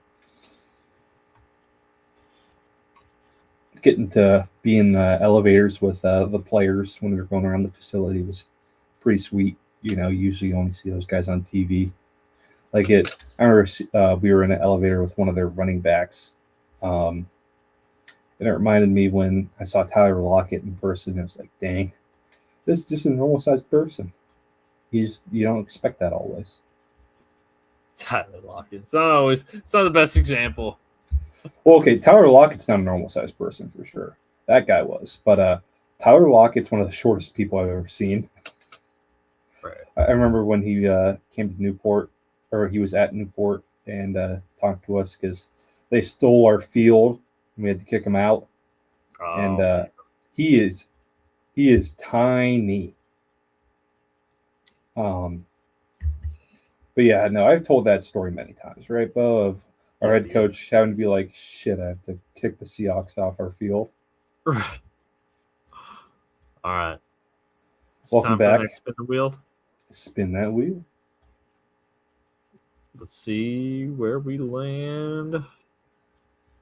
We are going to be talking about the Minnesota Vikings. You can't kill Kwesi. You can't kill the idea. You can't kill the idea. My goodness. You know what? There's some picks here I like. No. The Kwesi thing that you couldn't kill was the Grenard trade. Right. Like, I think they had better drafts than their Kwesi drafts. I like one of these. I know. I was gonna say I like some of their picks, and I looked at it and I'm like, I like one of their picks. So you know how I feel about Caleb Banks. I think he's just an incredible player, and I know you think he's very good too. Right. Seems like they felt confident enough about his medicals to draft him there. I was surprised that they passed on Thieneman. I was very surprised about that. Everyone thought that was a slam dunk. Talk about Jake Golday. Oh, I love Jake Golday, man. This is honestly a fantastic. This is my favorite pick this class for the Vikings here. I love Jake Golday. I love the versatility he brings at the second level of a defense. I've told him Leo Chanel Jr., and I'm sticking by that. And I love Leo Chanel. I like that he can rush the passer. I like that he can drop back. I like that he can stuff the run when you need him to. He's just a fantastic all-around linebacker that I think is going to make an impact for him day one. I think it gets you out of having to extend Ivan Pace to a huge contract too, because I think they've been a little bit disappointed by his production since his awesome rookie year. I think Jake Golday can kind of step in and fill that role next to Blake Cashman, who also didn't have as good of a year this past year as he did in 24. So I think this is a phenomenal pick here. Honestly, It's exciting to get him in a Brian Flores defense. This of all the picks, this is the one that got me excited. Mm-hmm. They didn't think having one gigantic nose tackle was enough. They had to get two. Big citrus. I know. Imagine taking 2 nose tackles with your first 3 picks. Yeah, solid player. I don't get them taking him. Right. He's Caleb Banks can rush the passer. He's incredibly athletic. Big Citrus is much more limited in his repertoire. He's a 2-gap and nose tackle. However, counterpoint, Big Citrus can actually walk right now. Hey, Caleb Banks played on a broken foot in the freaking Senior Bowl and the Combine. Okay, don't question his. He's gonna walk now. Is his foot broken? Should he? Should he? No. He needs like man. Imagine the mobility scooter that Caleb Banks would need. Oh my goodness, he would need a Walmart scooter. Well, like the one that you put your knee on. Oh no, I know what you mean. Yeah, he would need like a Walmart, like a shopping cart scooter, the electric powered one that fat people are always riding in. Do they make a like those knee scooters strong enough for someone like him? I don't know. You need a titanium one. Yeah. Caleb Tiernan. I saw. Wait, sorry, we'll get to Caleb Tiernan in a second. But I saw a really funny tweet. There was a Bears fan who was texting his dad, who was a Vikings fan, complaining about their draft, and he was like pissed about it. And his dad responded like, "Well, then just be a Vikings fan. We just drafted a nose tackle who can't walk." Shoot, man, that's rough. That's rough. Caleb Tiernan. This is around the range I like Caleb Tiernan. Mm-hmm. I think he's an excellent size. Like if you're looking for a trade, I size excellent. He moves pretty well at that size as well. I don't necessarily know if he'll ever be like a true like every down right tackle, left tackle for you, but I think he can be a swing tackle for you. And in this draft, I'm not opposed to taking swing tackles that can come in a pinch, not necessarily be every down guys. I'm fine taking that guy at 97. When people were mocking him in like the 40s, I was a little bit more concerned. Yes. The other thing you got when you're taking a Northwestern offensive lineman, he's got what it takes to be a good offensive lineman up in the noggin, Yep. Absolutely. Jacoby Thomas, safety. That's a reach. Didn't love that one. Yeah. Don't love using it. No offense to Robbie Oots. Don't love using a pick on a fullback. He's the best fullback in the draft. He was the best fullback in the draft. As far as I'm aware, he was the only fullback in the draft. Depends how you view Eli Heinrich, but yes. I guess that's true. Honestly, if Heinrich and Oots were in the same draft last year, I'd take or Oots and Brederson were in the same draft. I'd take Brederson over Oots. Fair. I just don't like taking fullbacks, I think. That's totally fair. I mean, I'll say this to run cover for my team, to be a homer. Seahawks had a pretty clear need and vision for it, right? I don't see that with a Kevin O'Connell offense, though. Right. Well, they need during the draft, they were like, oh, they need a CJ Ham replacement. It's like, what did he really do for you anyways, though? Do you really? I don't know. Maybe I'm coming at it from the lens of Cincinnati, where a fullback is like, what's that? You know why CJ Ham played for them, in my opinion? Because they never developed a good enough third down back who could pick up blitzes. True. Like they didn't use him. He actually was like productive as like a receiver for them. They didn't use him as a fullback. Right. They used him as a third down back, which is not you can do better than that, right? That's limiting yourself. Like he's very much in the Zach Taylor kind of branch of the McVay tree of spread it out, Yeah. He's very much a deviant from the NFC, McVay, Shanahan, Kubiak tree. Because those guys are all run heavy, condensed tight ends kind of guys. Uh-huh. Whereas it feels like Zach Taylor, Brian Callahan, now he's gone. Who else from that tree is in the AFC? I don't think many. I'm trying to think. Who's trying to think? Let's see. I'm going through like the offense coordinators / just like Saleh, I don't know yet. I don't totally well, count Saleh's that. Daboll's his OC. So. Yeah, exactly. So he's kind of no. moving away from that. Joe Brady, He's in the spread it out vein, I'd say. He went heavier this year, but no, Joe Brady's not from that tree, is he? He's not from that tree, but he's got a similar. Okay, no, I'm talking about that tree. Oh, just that tree? I don't think there's many of those in the AFC. No, I'm trying to think who the offense coordinators or play callers in the AFC. Hold on. I know I got a list of it somewhere. No one in the Kubiak now. There we go. Okay, play callers in the AFC.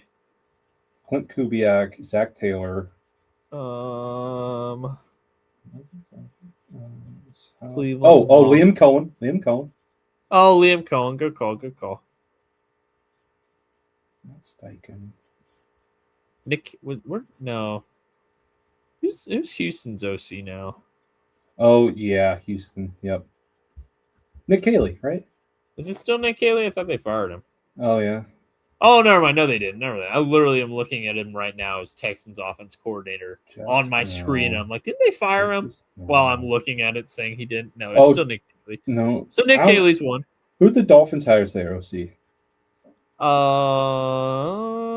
Slovic. One. Oh, okay. So, yes. Okay.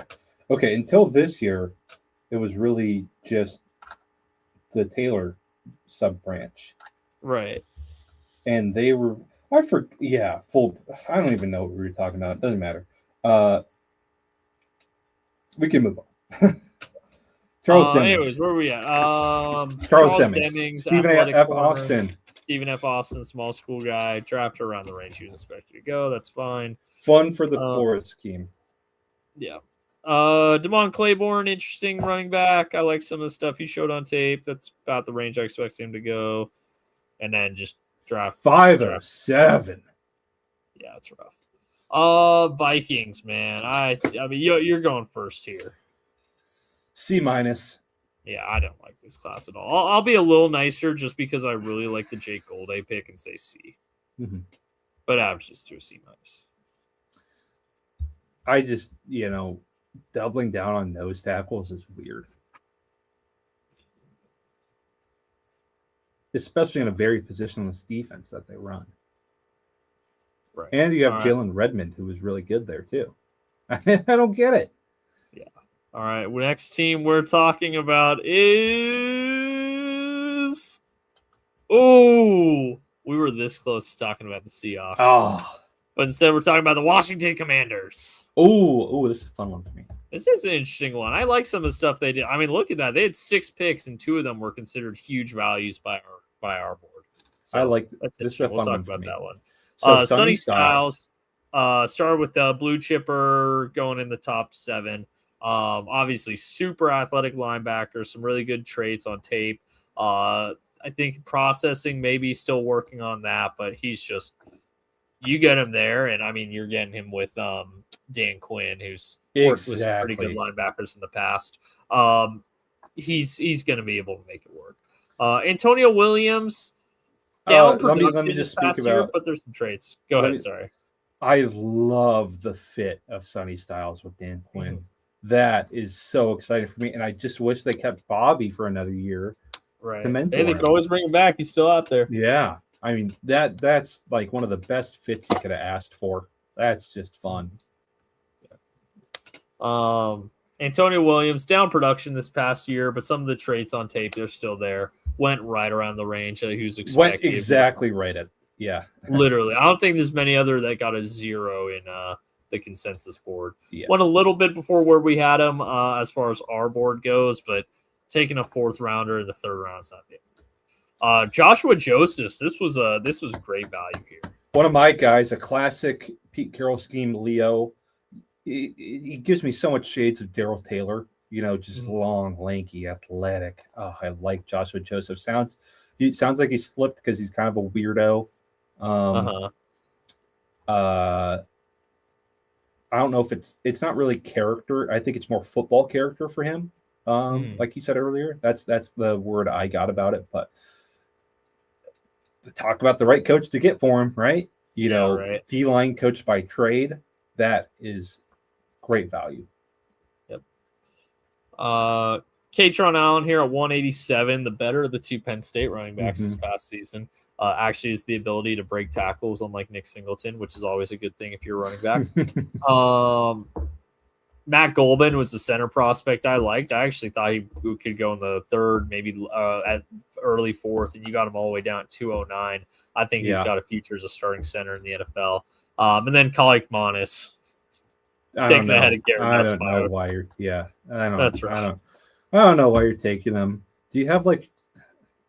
I don't get it. Yeah. But I like the Sonny Styles pick. I like Joseph's. I like Golban. Williams and Allen I'm fine with. Kalik Monis is whatever. I liked a good bit of what they did here. I'd give this a B+.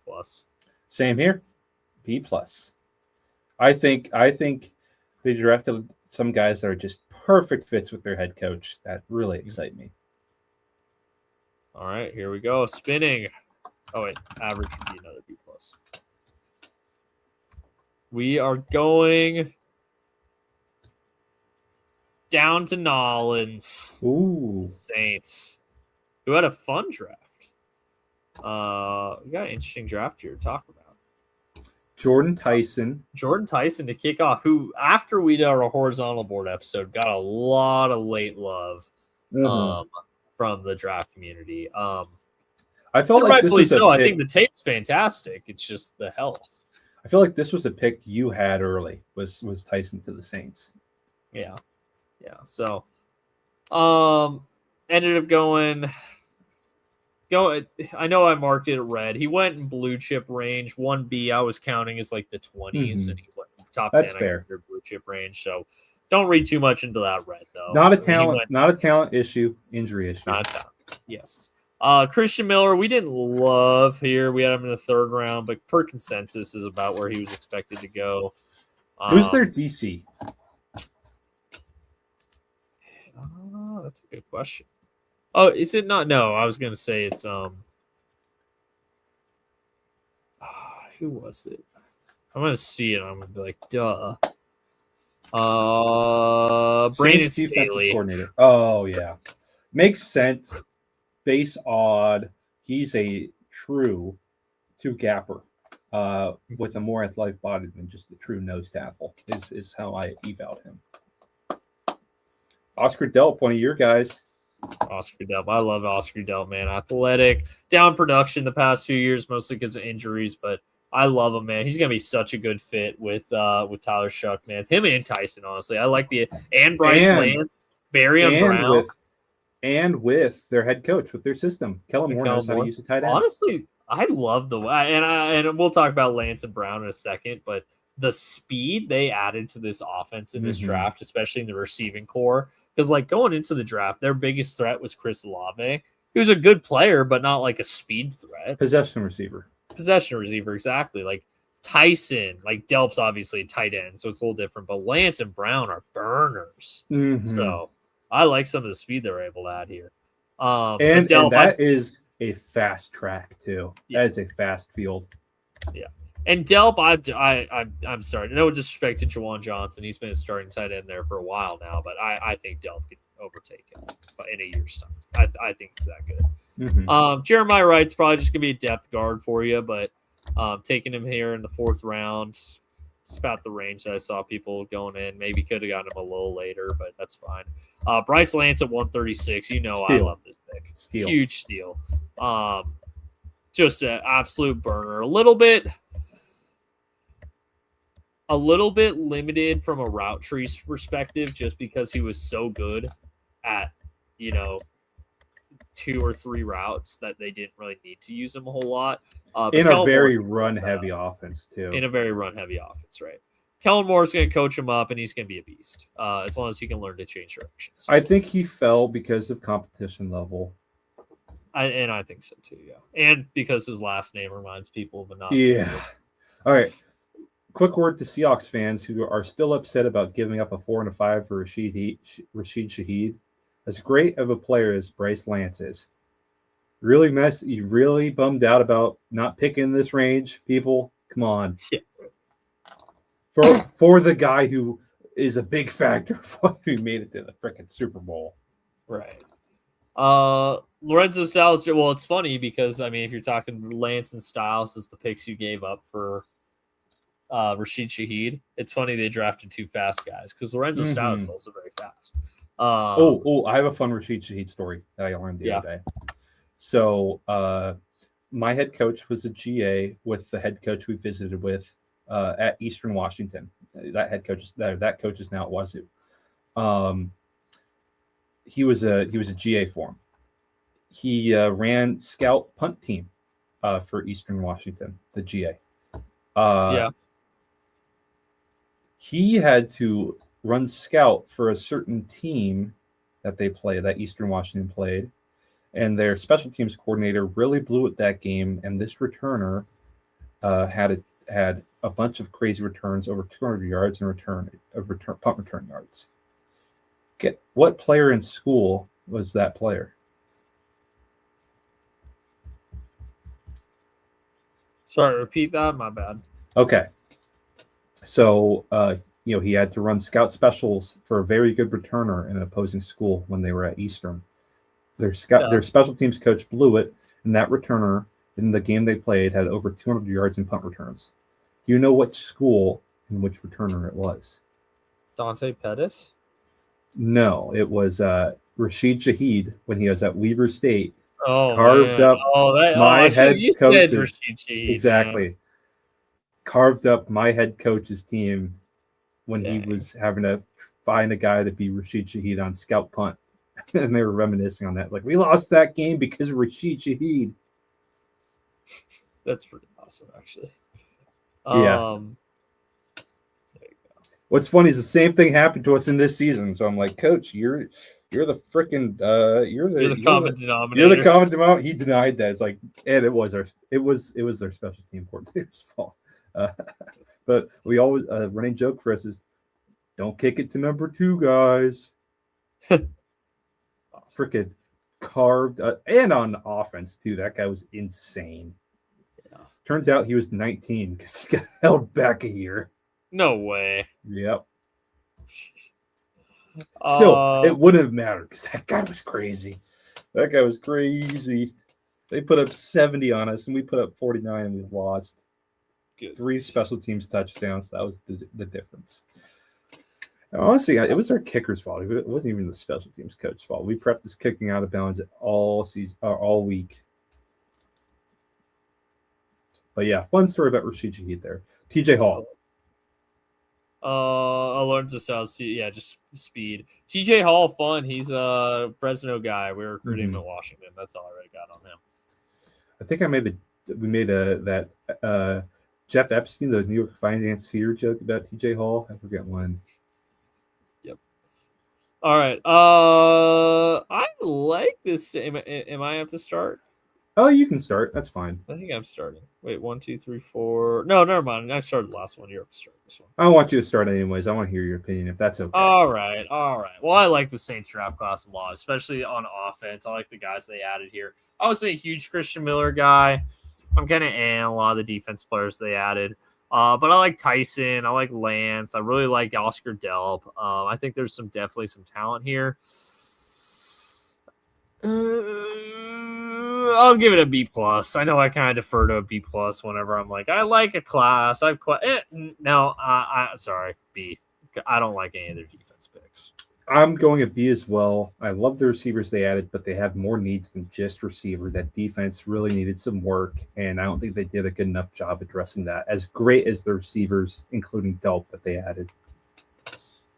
Christian Miller is the only decent player. Lorenzo Styles is going to take a year or two. I think still a work in progress there. Yeah, they even had a priest there, and Couldn't get an A from us. That's true. That picture sorry, as Father. the autism awareness picture in the draft room, and then a priest in there.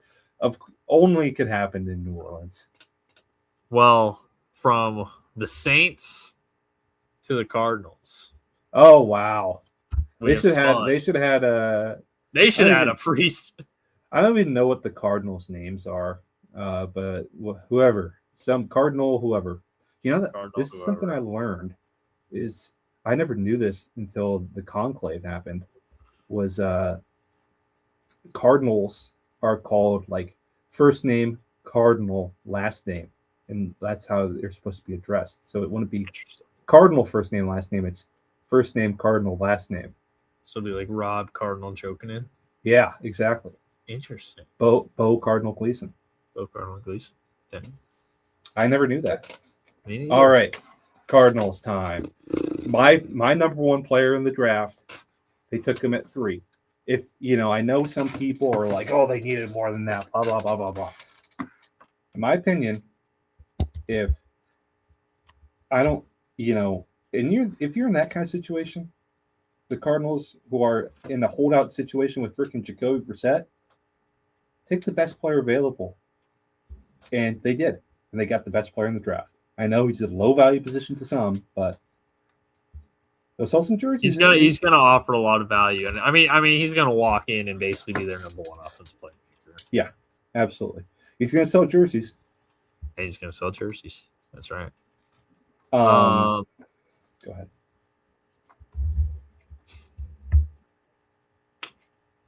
How did the locals feel about this pick? Oh, they loved it. They're pun not intended. They loved it. No, they're elated. Every single one of them wanted Jeremiah Love, and a lot of them were casuals that were like they just want the fun, interesting, exciting player, right? But most of them really liked it. I think some of them were like, "Why didn't you take Arvell Reese? He was on the board." And I would be of that mindset as well, but I don't hate the logic of, hey, you are one of the worst teams in the league. You just need talent everywhere. Take Jeremiah Love. I don't hate the logic. And it's fun. You know what? The Cardinals need a little bit of excitement. They do. That in a while. If you want to just be a tough, hard-nosed, run-first team, you can win games like that. Right. Especially with the bad defense, it makes up for it. Keeps off the field. Yeah. However, the rest of the draft, not a fan. Not great. So Chase Bisson, I mean, you can see on the values here, it's not fantastic. So Chase Bisontis here. Yeah, a guy that we didn't love. Had third He's round soft. grade on him. Very, yeah. Don't love taking him there at 34. I thought there's better. We'll get to the Jaguars on the next episode, but their only good pick was Emmanuel Brightman. Can't wait for that. Yeah, I would have if you want to go for that identity of a tough team, I think they were hoping Rutledge would be there. But take an Iowa offensive lineman, even if it was early, if that's the identity you want to go with. Because in the NFC West right now, you got to be tough. All 3 other teams are hard-nosed. Seahawks and Niners are maybe not as much anymore, but all 3 teams do have a strong running identity, although I'd say the Niners have become a pass-first team and the Rams are a pass-first team. With Purdy, they're a pass-first team now, though. But strong running identities, strong defenses, you got to be tough, and Chase Bisontis doesn't really fit that to me. Carson Beck. Not a good. You want Carson Beck to be in a city where there's not much fun to be had, and that's not a good city for him. He is probably the 3rd best quarterback in the draft, but it was early for me. I know you guys. They probably came in and said we got to get a quarterback somewhere. Maybe they were hoping Ty Simpson would be there and they could trade up for him. Oh, they know that they were. No one was more pissed, even Rams fans, than the Arizona Cardinals when Ty Simpson went number 15. With all due respect to the Rams fans, because they weren't very happy, and with all due respect to Sean McVay, because he wasn't very happy. Yeah, they definitely panicked here. I mean, I respect at least they didn't take Carson Beck at 34, but Yeah. I mean, DeSantis is not much better. Did you see that image, that graphic of like the future of the NFC West? And it was a picture of why am I Ty blanking on? Simpson, Ty Carson Simpson Beck. and Carson Beck. I did see that. I don't know about that. I don't know about that. Future of NFC West backups, maybe. Anyways, Caleb Proctor, some talent one there. last Small thing guy. before Sorry, that. Did you see what the Cards GM said about Carson Beck? It's like, No, do you expect him to start for? They're like, do you expect him to compete to start? He's like, you got to get here first. Yeah. That was a good answer. Yeah. Hey, Carson Beck had one of the best games of his career playing in Glendale in the Fiesta Bowl this year. He did. So there you go. They knew. Anyways, Caleb Proctor, small school guy, some talent. Again, just level of competition concerns. Not kind of a tweener too. A little bit of a probably gonna be more of a 3-tech exclusive guy, maybe even a 5-tech guy, but we'll see. Let's say Arizona plays more of a odd, right? Well, who's their new DC? So true. I didn't think about that. So Matt LaFleur plays odd.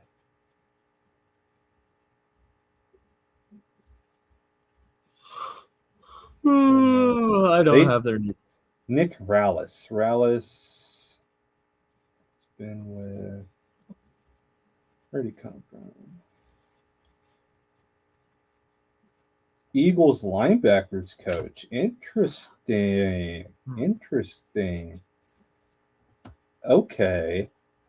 I think this guy's more of a Fangio style guy. Yeah.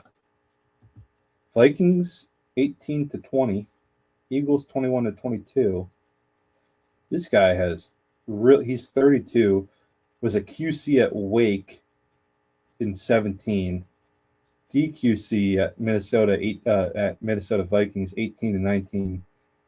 Assistant linebackers coach in 20. Linebackers coach in Philly 21-22. Cars 23. This might be a Fangio kind of guy. So that's very different from his brother. Yeah. That is interesting. Because what's his name? The now Dolphins head coach was, I'd say, more like traditional 3-4, closer to Wade Phillips, but does his own kind of funky things. Has his own idiosyncrasies. But playing the NFC North, you kind of got to be a bit more base. But spending 2 years with Fangio, especially at linebacker with the match quarter stuff going on, that could be. That would be a good matchup against the Rams, but I don't know about Niners and Seahawks. I'm interested to see what happens because Gannon was doing really unique stuff. So I'm interested to see if they go back to more kind of traditional 3-4 and mix it in with Fangio coverage systems. So I'm interested to see what happens there. But there is a place for Caleb Proctor in that kind of system. Reggie Virgil, the better of the two Texas Tech receivers that got picked. I'll give him some credit there. And picked much later than the Dolphins drafted Caleb Douglas. Carson Schrar, I don't know, he's an Iowa linebacker. Got taken way ahead of consensus. Jaden Williams, another guy. Didn't even draft the right Ole Miss tackle. Daniel Jones right there. Anyways, I didn't like the Cardinals. Oh wait, you're up. My grade is going to be a C+. This draft is saved by Jeremiah Love. There's just not much going on here. I do not love it. C- for me. C average. I love Jeremiah Love. Don't get me wrong, but everything after I kind of hate. I don't see many long-term starters here. All right, the wheel. Jeez, we're hitting 2 hours in Word. I know. It's already 12:30. We're gonna be like, all right, let's pick up the pace. All right, yeah, let's pick up this the one. pace. This one will be fast. San Francisco. F.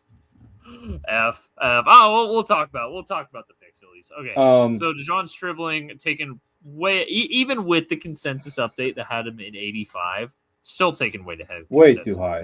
Denzel Boston was there. Denzel Boston was there. There were, even outside of Boston, there were a ton of receivers you could take in here. Romello Height is super old. Kalen Black wasn't even at the combine. Yep. Grayson Hall's a great pick. Good pick. Carver Willis.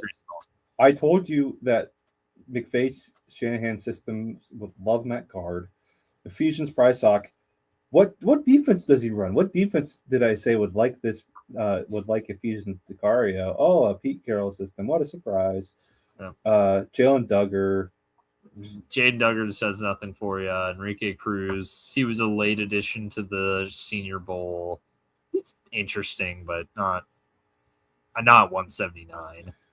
I'll say this: Grayson Halton is not the kind of guy you want in the NFC West. As good of a player as he is, you'd want him in the AFC. Grayson Halton keeps us from being an F for me. D-. F. Awful. D- average. Do you see Bob? You see Efi at a club that's with like a sign that said "Bang Bang Niner Gang." I was like, no, Efi. All right. Oh, did we say this? 7 Huskies drafted. Pretty sweet. We did not say that. No. Ooh, that's the second time we just narrowly avoid the Seahawks. We're going to the ATL. We're gonna get the Seahawks last, man, and that's fine because I kind of like it. Okay, start us off. Destiny. So Avion Terrell. So starting the draft by reuniting the two brothers, and you know what? Very Considering cool. they didn't have a first round pick, getting a guy that we had as a 1A who was 37th on the consensus board. Sounds like size was an issue for him. Yeah, I mean, just his testing. I hear in press teams, but apparently he tested hurt. So it's like, is the injury the concern, or are you just not that athletic? Either way, we're worried about it. I think was the main thing. But he's a really good player. If he's healthy, he'll be fine. And teaming up with his brother is such an awesome story. So cool. So cool. Because even in the rare instance you see brothers play on the same NFL team, they almost never play the same position. Mm-hmm. Like, yeah, the Watt brothers were together in Pittsburgh, but like they were a fullback and a poor Derek, man. Poor Derek. If Avion can crack the starting lineup in Atlanta, it's like two brothers starting opposite each other on the same team at corner. That would be insane. That could be a really fun secondary too. Dude, that'd be a fun. That's gonna be a Disney movie in 10 years, Doc. But think of the secondary: Terrell, Watts, Bates, Terrell. Oh, dude, that'd be that's a pretty good secondary. Yeah. Zachariah Branch staying home, can speed all. Who's their DC down there in Atlanta right now? Oldbridge. That's fun. Oh no, did they keep him? No, wait. Yeah, they kept him. They kept him. Okay. He did well last year. Sounds like James Pierce might play too, which is like I heard that. I heard he might He might avoid serious punishment. Yeah. And if they keep him, they might look like they got off on the good end of that trade. Yeah. Keona Muntfield and Ty Simpson and some other bum. Yeah. I remember, we'll get to this, but this is just funny. I think I saw Brett Coleman, who's like, the issue for the Rams is they weren't in the Super Bowl because they had to rely on Keona Mumpfield to beat Devin Witherspoon rather than Mekhi Lemon. Yeah. Zach Branch, another weapon for MPJ. Very nice. Is he going to play this year? I don't know. I can't read that. Kendall Daniels, of course. Kendall Daniels. Kind of versatile piece, can be a linebacker, safety hybrid, more of a kind of undersized linebacker, mostly. Probably be more of a nickel guy for you. Nickel, dime. He's fine. Turner Thompson. Not at all surprised he got drafted because of his crazy athleticism. He can do a backflip, right? He really improved as the season went on. He's a developmental piece for sure. Harold Perkins, interesting flyer here. Crazy athleticism, has been dealing with injuries the past few years. Also a little bit of a tweener, kind of undersized for an edge rusher, but LSU is kind of forcing him into that role. Sounds like he's going to be focused more on off-ball linebacker. The next level is probably best suited for him. He's still got the trait, so this could end up being good value for Atlanta. Ethan Onion one's genuinely terrible. Like, this is just purely just they freaking hated him. Dude, I try to sugarcoat some of these evaluations. He sucks, man. He's not good. But he's big, so whatever. He's taking 231 overall. I like some of the stuff Atlanta did, especially without a second-round pick. I thought they did some interesting stuff. A first-round pick. Or what's up? You said second-round pick. First-round pick. Yeah. Did have a second-round pick. I like getting Terrell. Almost replaces the fact they didn't have a first-round pick by taking a first-round caliber player. I like Branch. I like the flyer they took on Perkins. It's like I'll give it a C+. I'm gonna give it a B-. We'll have a chat to a B-. It's because I like Avion Terrell. That's fair. All right. Here we go. Halfway there.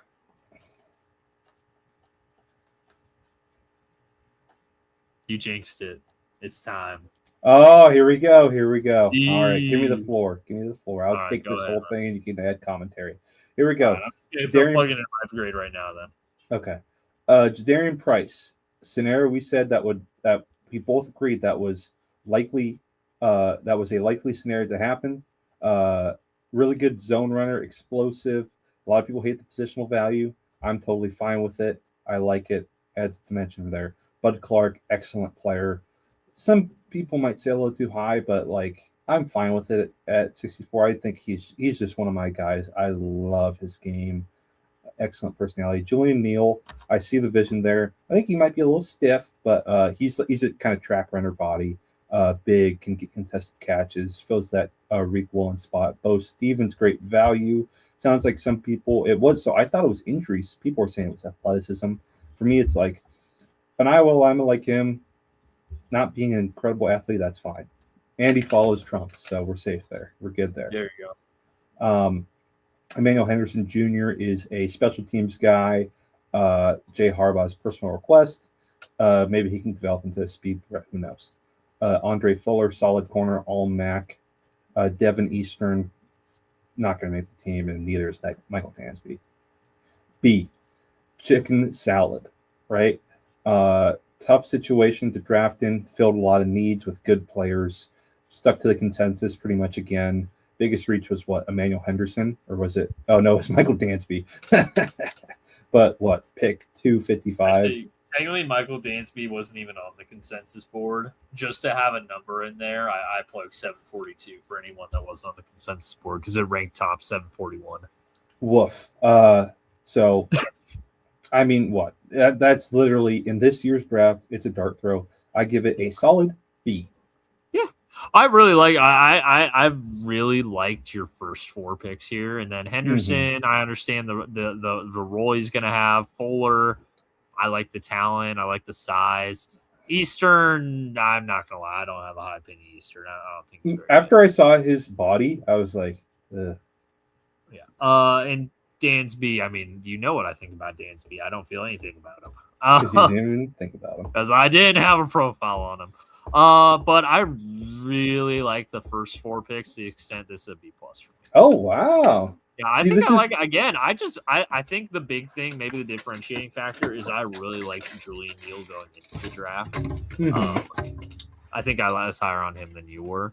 And now maybe that you were higher on Bud Clark than I was, so maybe that balances out. You also drafted a Beau, so I have to give that. Spelled correctly. Spelled correctly, yes. No, it feels like it's during the season when I would always pick against the Seahawks. I got to take, I when I talk, I have the blue and green glasses on, but when I got to make a pick, I hedge. And you know what? You still have given them a higher grade than either the other two NFC West teams. I mean, because it's true. Like, this isn't blue and green glasses. It's just in a blind kingdom, a one-eyed man is king. It feels like with the NFC West draft classes. That's true. That is true. Meanwhile, the AFC North draft classes were like awesome this year. Honestly, for the Seahawks, It's a man with glasses, not even a one-eyed man. All right, here we go. The next spin. Spin that wheel. We got this is here we go. Who we got? A fun one. We're going down to Jerry World. Yes. We got the Dallas Cowboys. Probably one of the more exciting ones we're going to talk about. So. One of my favorite drafts. One of our blue chip and the last available blue chipper for us, Caleb Downs, fell here to number 11 for the Cowboys. They trade up for him. Then they trade back, get Malachi Lawrence at 23, who was a guy that we both really liked. Mm-hmm. Had a second round grade on him, but we both really liked him. I would have taken him at 32. Barham in the third round, excellent value, especially considering some of the guys that were going around him. He's an exceptional player, has a lot of versatility. He's kind of Arvell Reese light in that he can play off ball or on the line. It sounds like Dallas is going to play him off ball, which fine. Try him out. You got Micah Parsons. Is this Micah Parsons all over again? Parsons all over again, yeah. A Big Ten hybrid linebacker edge rusher. Drew Shelton. I didn't love their day 3 quite as much. No. Drew Shelton's fine. I don't know. He moves okay. I don't know. I don't love Drew Shelton. That pick was kind of it for me. Devin Moore. I like some of the traits. He's got good size. It's fine. And LT Overton, just kind of a weird body type. Almost more of an interior guy. It's so crazy how weird Bama defensive linemen look now that DeBoer is the head coach. Under Saban, they were freaking tanks, shredded, like strong men, freaky edges. Yeah, Evan Neal. Remember how Evan Neal, everyone was freaking out about how he looked shirtless at the combine? Yeah. What's funny? I wonder if Bama defensive players are going to be better in the NFL with how bad the defensive coach DeBoer is. Fine. Yeah, they'll probably be worse. No, they'll be better in the NFL because of how bad of a defensive coach DeBoer is that they're worse in college. Oh, okay. I see what you mean. Yeah, that makes sense. Yeah, I can see that. And then Anthony Smith. I know he's 742. There are actually some things that say Anthony Smith. I love his speed. He's just a pure burner. Adds an interesting component to the wide receiver core. If he makes the roster again, he's a 7th round pick. So, however, he was another #742. So you had a profile. Do you have a profile? I did have a profile for Anthony Smith. Attaboy. He was a Shrine Bowl guy, so I did. All right. Dallas, this is I didn't love their day 3, which brings it down a little bit, but their day 1 and 2 exceptional. Like, I love Downs, I love Lawrence, I love Barham, especially where they got those 3 guys. It's an A. Flat A, not an A+. But Same here. What was so funny was the Jared World Tour for Caleb Downs, and they showed him the Lombardis and all the memes. Like, they took him to the History Museum. I did see that. You don't understand the Cowboys hate that we have in the NFC, man. You don't get it. It's Steelers hate in the AFC. They've won it. Hey, they've won the Super Bowl. They've won it, but in the AFC, if you won it, however many years ago that was, 13 years. No, it's been almost 20 years. I was gonna say you're right. Because that was the 2008 season. Damn, that's crazy. Harbaugh stuck around for a while. We're 4 years away from the last serial Super Bowl being able to buy a drink. Wow. However, the last Cowboys Super Bowl already is applying for AARP, so you're one state. Same with the Niners. That's right.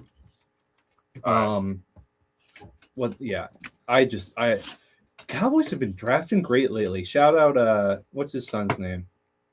Stephen Jones. I'll say this. For as much shit how horrible Jerry is, Stephen Jones, when he puts his foot down, like with Zach Martin, I think Stephen Jones actually has a pretty good eye for talent. Yeah. Hey, as much crap as we want to give the Cowboys about their last Super Bowl, the Steelers' last playoff win is going into 4th grade. I think. Wait, hold on. It was 2017. It's 2026. Yeah, going into fourth grade. Yep. That's crazy. So, all right. Next up, division rival, the New York Giants. Fun draft. Yeah, look at this. Started a blue chip 1A, 1B. That's how you want to start a draft right there. Fell off a little bit after that, but that was mostly day 3 guys. So Arvell Reese, true blue chipper for us. We loved him. I think universally most people loved him. Was number 2 on the consensus board. You end up getting him at 5. So actually, Kayvon Thibodeau is going to be working at a Nike factory soon. Yeah, doesn't show up as a value based on the formula I plugged in here, but that's a value. Yeah. Francis Mauigoa, another one who I thought he was the best offensive lineman in the class. He ended up getting him a 10th behind Spencer Fano. I told you months ago, and you changed my mind. I know I did. I'm good at that. I should have stood on business. You should have stood on business. I was hearing Mauigoa, man. I was hearing the Mauigoa. I was sold. You did sell me. I believed. It's not like I was iffy. Yeah. Colton Hood, really solid corner that you're able to get in the top of the second round there. I think he's a good value. A guy that I thought would go. I mean, I was surprised that Chris Johnson went ahead of him, if I'm being honest. Me too. I love Chris Johnson. I was surprised he went ahead of Colton Hood. Me too. Absolutely. Malachi Fields, more of a role player, jump ball receiver, but he does. I mean, if you're looking for a guy that's going to play that one role really well, he does typically do that. So I have no problem with that pick there around the range that you're expecting him to go. And then just a couple 6-round picks that really aren't going to offer much for you here. Bobby Jamison Travis, J.C. Davis, Jack Kelly, guys that I don't think particularly highly of. But what's interesting is guys who have left the Ravens have been taking their draft juju away from them, of letting the board come to them. Like, I think with how bad the depth of this draft is, you should judge overall draft strategy not from day 3, but from days 1 and 2, because more than usual. Because usually the dart throws are 6 and 7. Right. All of day 3 was dart throws for the most part, and that looks like Ravens let the board come to you kind of situation with what they did in days 1 and 2. Yeah, outside of Bobby Jamison Travis, these are all basically. And that's it. Even in day 3, they stuck consensus. But these this year's day 3, no one's going to come. Like, I'd say probably 5 players are going to probably come out of that and be good. And they're all the Bengals 7th round picks. Hell yeah. Jack Andrews, Landon Robinson, and Brian Parker is a 6th round pick, actually. Okay. All right. What's your grade? Am I first or are you first? No, you're first for this one. Okay. I am giving them a B+. Actually, no, A-. A-. Yeah, I'm staying with A- as well. You kind of convinced me with your day 1 and 2 argument. I like their day 1 and their day 2. Didn't love their day 3, but I mean, how often have we said it today, even with like the drafts that most people say are good? Right? We're going to get to Cincinnati, and it's going to be like, but they're day 3. But like with the Cowboys, right? Everyone really loves the Cowboys draft. And we love the Bucks draft. We gave an A+, and it wasn't. They didn't have as good of a day 3, other than Keontae Scott. So I think we're going to be saying that a lot. So we got to keep that in mind with this year's draft. That's fair. All right, Detroit. Here we go. This is a team I actually really like their day 3 since we're on the topic of it. But anyways, Blake Miller at the top. I did not like Blake Miller. They got their tackle. He's going to be a tackle for him. He's going to be fine. I didn't love him. Derek Moore, I did like this pick. The consensus didn't love this one. I actually liked it. I like it a lot. It's got a fun power profile. Maybe taking a little early, but that's fine. They refuse to get a speed rusher opposite of Aiden Hutchinson. They just keep taking power, guys. Jimmy Rolder, linebacker out of Michigan, he's a fun player. He's a little dynamic. Does a lot of things for him. Can drop into coverage. There's some value there. Value, not value. World class rollerblader. Yeah, Keith Aveney, dude. He would awesome nickel corner. He's going to be a good player for them. I can tell you that right now. especially with the injuries that they got. Yeah. What's Kendrick funny? Law is fun Speaking as- of go ahead. ASU players, Yeah. one our D line coach, he knows tons of people in the college football world right now, and one of his buddies is like, he knows of someone who was from ASU and was draft eligible, and his buddy was like, "Oh, I'm gonna get drafted. I'm gonna get drafted." And he asked me about it because he knows I love the draft. He told me his name on the drive. Looked him up. Not even the minor bowl invites. I was like, and I told him right there, "This guy's telling you he's getting drafted? Are you kidding me?" What's his name? Ethan O'Neill for Yeah. ASU. Yeah. Has not even gotten a minicamp invite. But it's like, no. I was like, okay, did he go to the combine? He's like, nope. Did he go? Do you know if he went to any of the Did he go to the senior shrine bowl? Nope. And I was like, well, he's probably not getting drafted. Let me look at this stuff. I was like, oh, he's definitely not getting drafted. Yeah, didn't even go to the American Bowl. Didn't even go to the Hula Bowl. Nope. And so he was clowning him in his texts because of me. Good, deserved. All right, Detroit here. Oh Kendrick yeah, sorry, Law. Abney. Like him as a nickel corner. I actually like Kendrick Law as kind of Mhm. a backup slot guy. I think he's versatile, can do some things for you on like jet sweeps and stuff. Get the ball in his hands, and he's fun. Skylar Gill Howard's kind of whatever, but this is the range I expected to go. Same with Tyree West. I didn't think Tyree West was going to get drafted, but we talked about it. Day threes or whatever. I like their first 3 day 3 picks though. I'm up here. I don't like Blake Miller, man. No. They were forced into a need, and that's one of the worst things that can happen to you in a draft.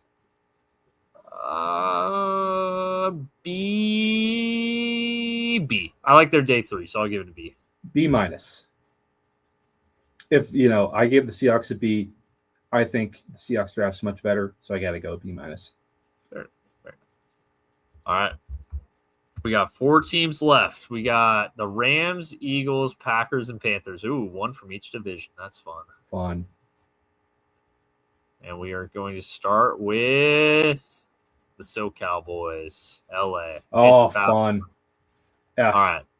F. We'll talk about it. Ty Simpson, yeah, we're not going to say any positive things about that one. Max Clare, you really needed another tight end. Really? I liked Max. I like Max Clare. I like Max Clare. I hate the position. Another second round tight end? Really? They're gonna be running. I actually like Keegan Trost, but this is early for him. They're gonna be running 14. They're gonna be running the single wing. Yeah.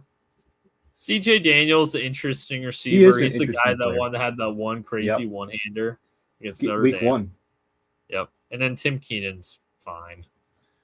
He's another one of those like fat Bama players. Yeah, exactly. He is like whatever. I like not athletic. The bad weight on Bama defensive tackles these days.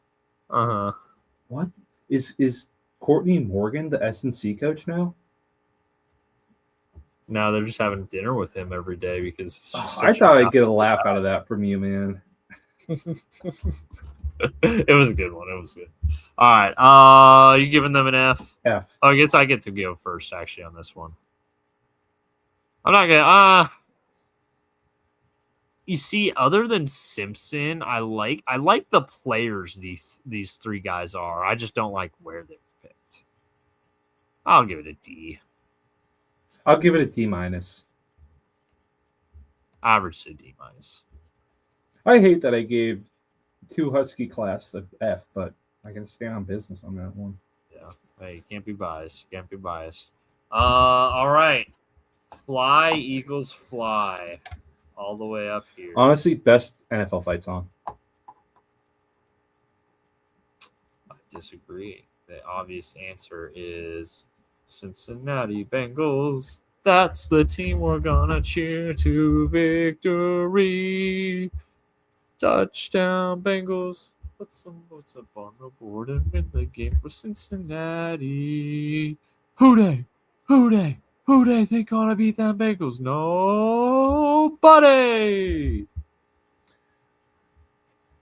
Charming. I can't. Snaked Pittsburgh, or no, Pittsburgh.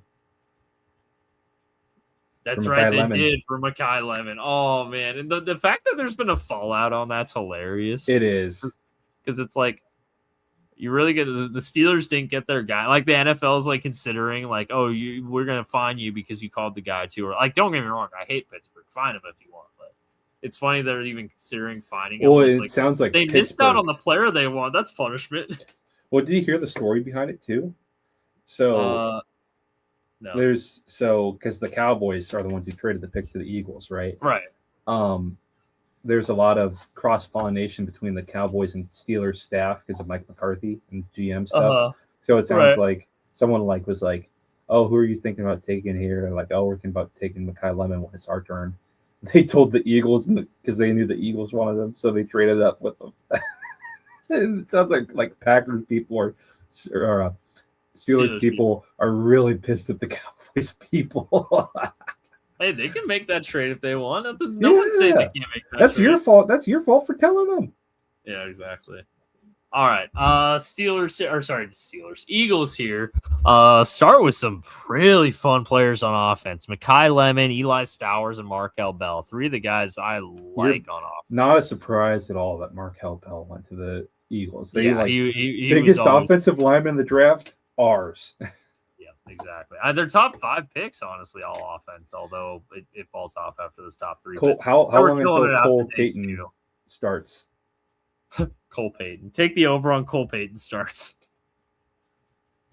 Micah Morris. Not Micah Morris. He's not, he's not Mike Morris. Guard. Not Mike Morris. Micah Morris. Space eating guard out of Georgia. He's whatever. Cole Wisniewski's interesting player. Transfer from North Dakota State. Had some decent production for Texas Tech this past season. Obviously, was part of a really good defense, so that helps. Uar Bernard. They got the as I called him, the rocked up Nigerian. He's never played football before, so this is the ultimate dart throw right here. But you're taking it at 251. Why not in this year's draft? Why the hell not?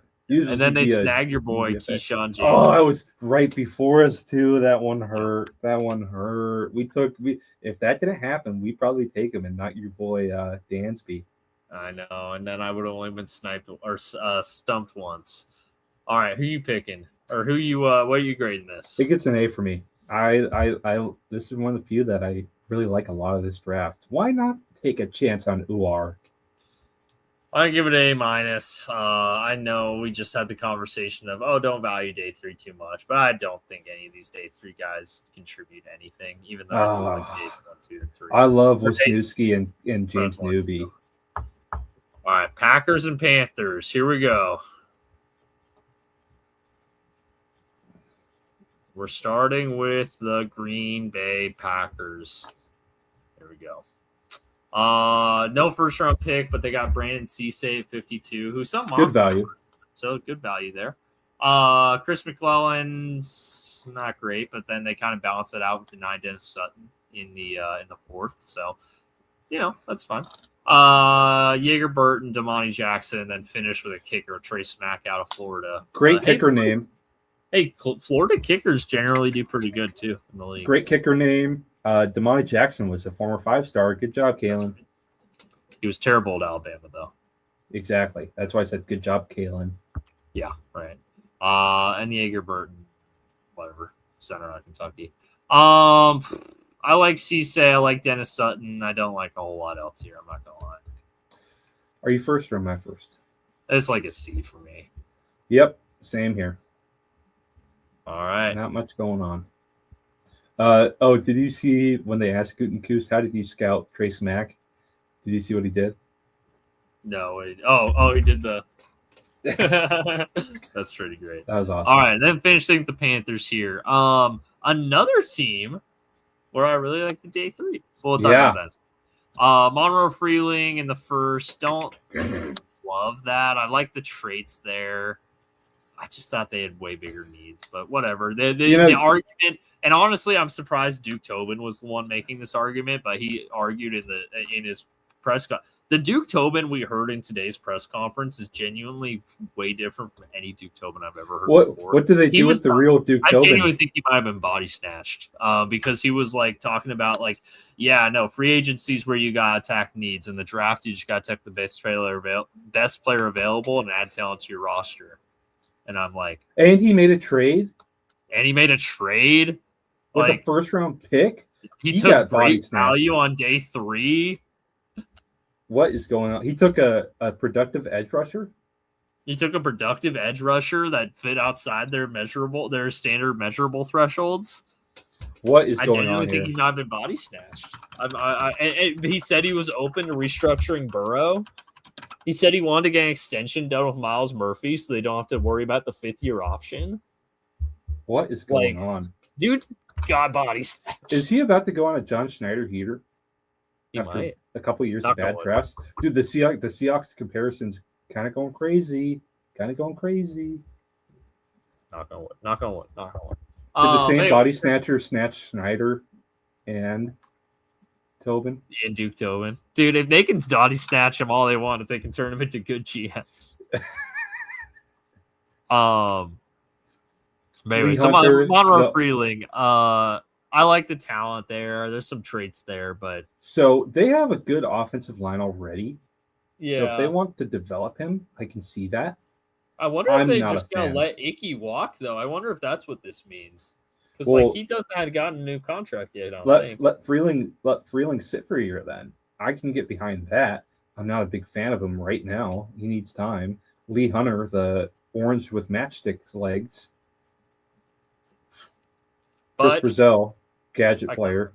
Will Lee, the blanket. Only thing he's got going for him is his nickname. Sam Height, I like. Zakee Wheatley, I like. Jackson Kuwach, versatile linebacker, small school, Miami, Ohio guy. Had some fun tape, actually. Mm-hmm. I'll have to check it out. I kind of like the Panthers draft. I love it. Like, there's things I think they could have done better, especially on days in rounds 1 and round 3 specifically. I give it like a B+. C+ for me. This is our biggest difference. That is definitely our biggest difference. A B- average. There you go.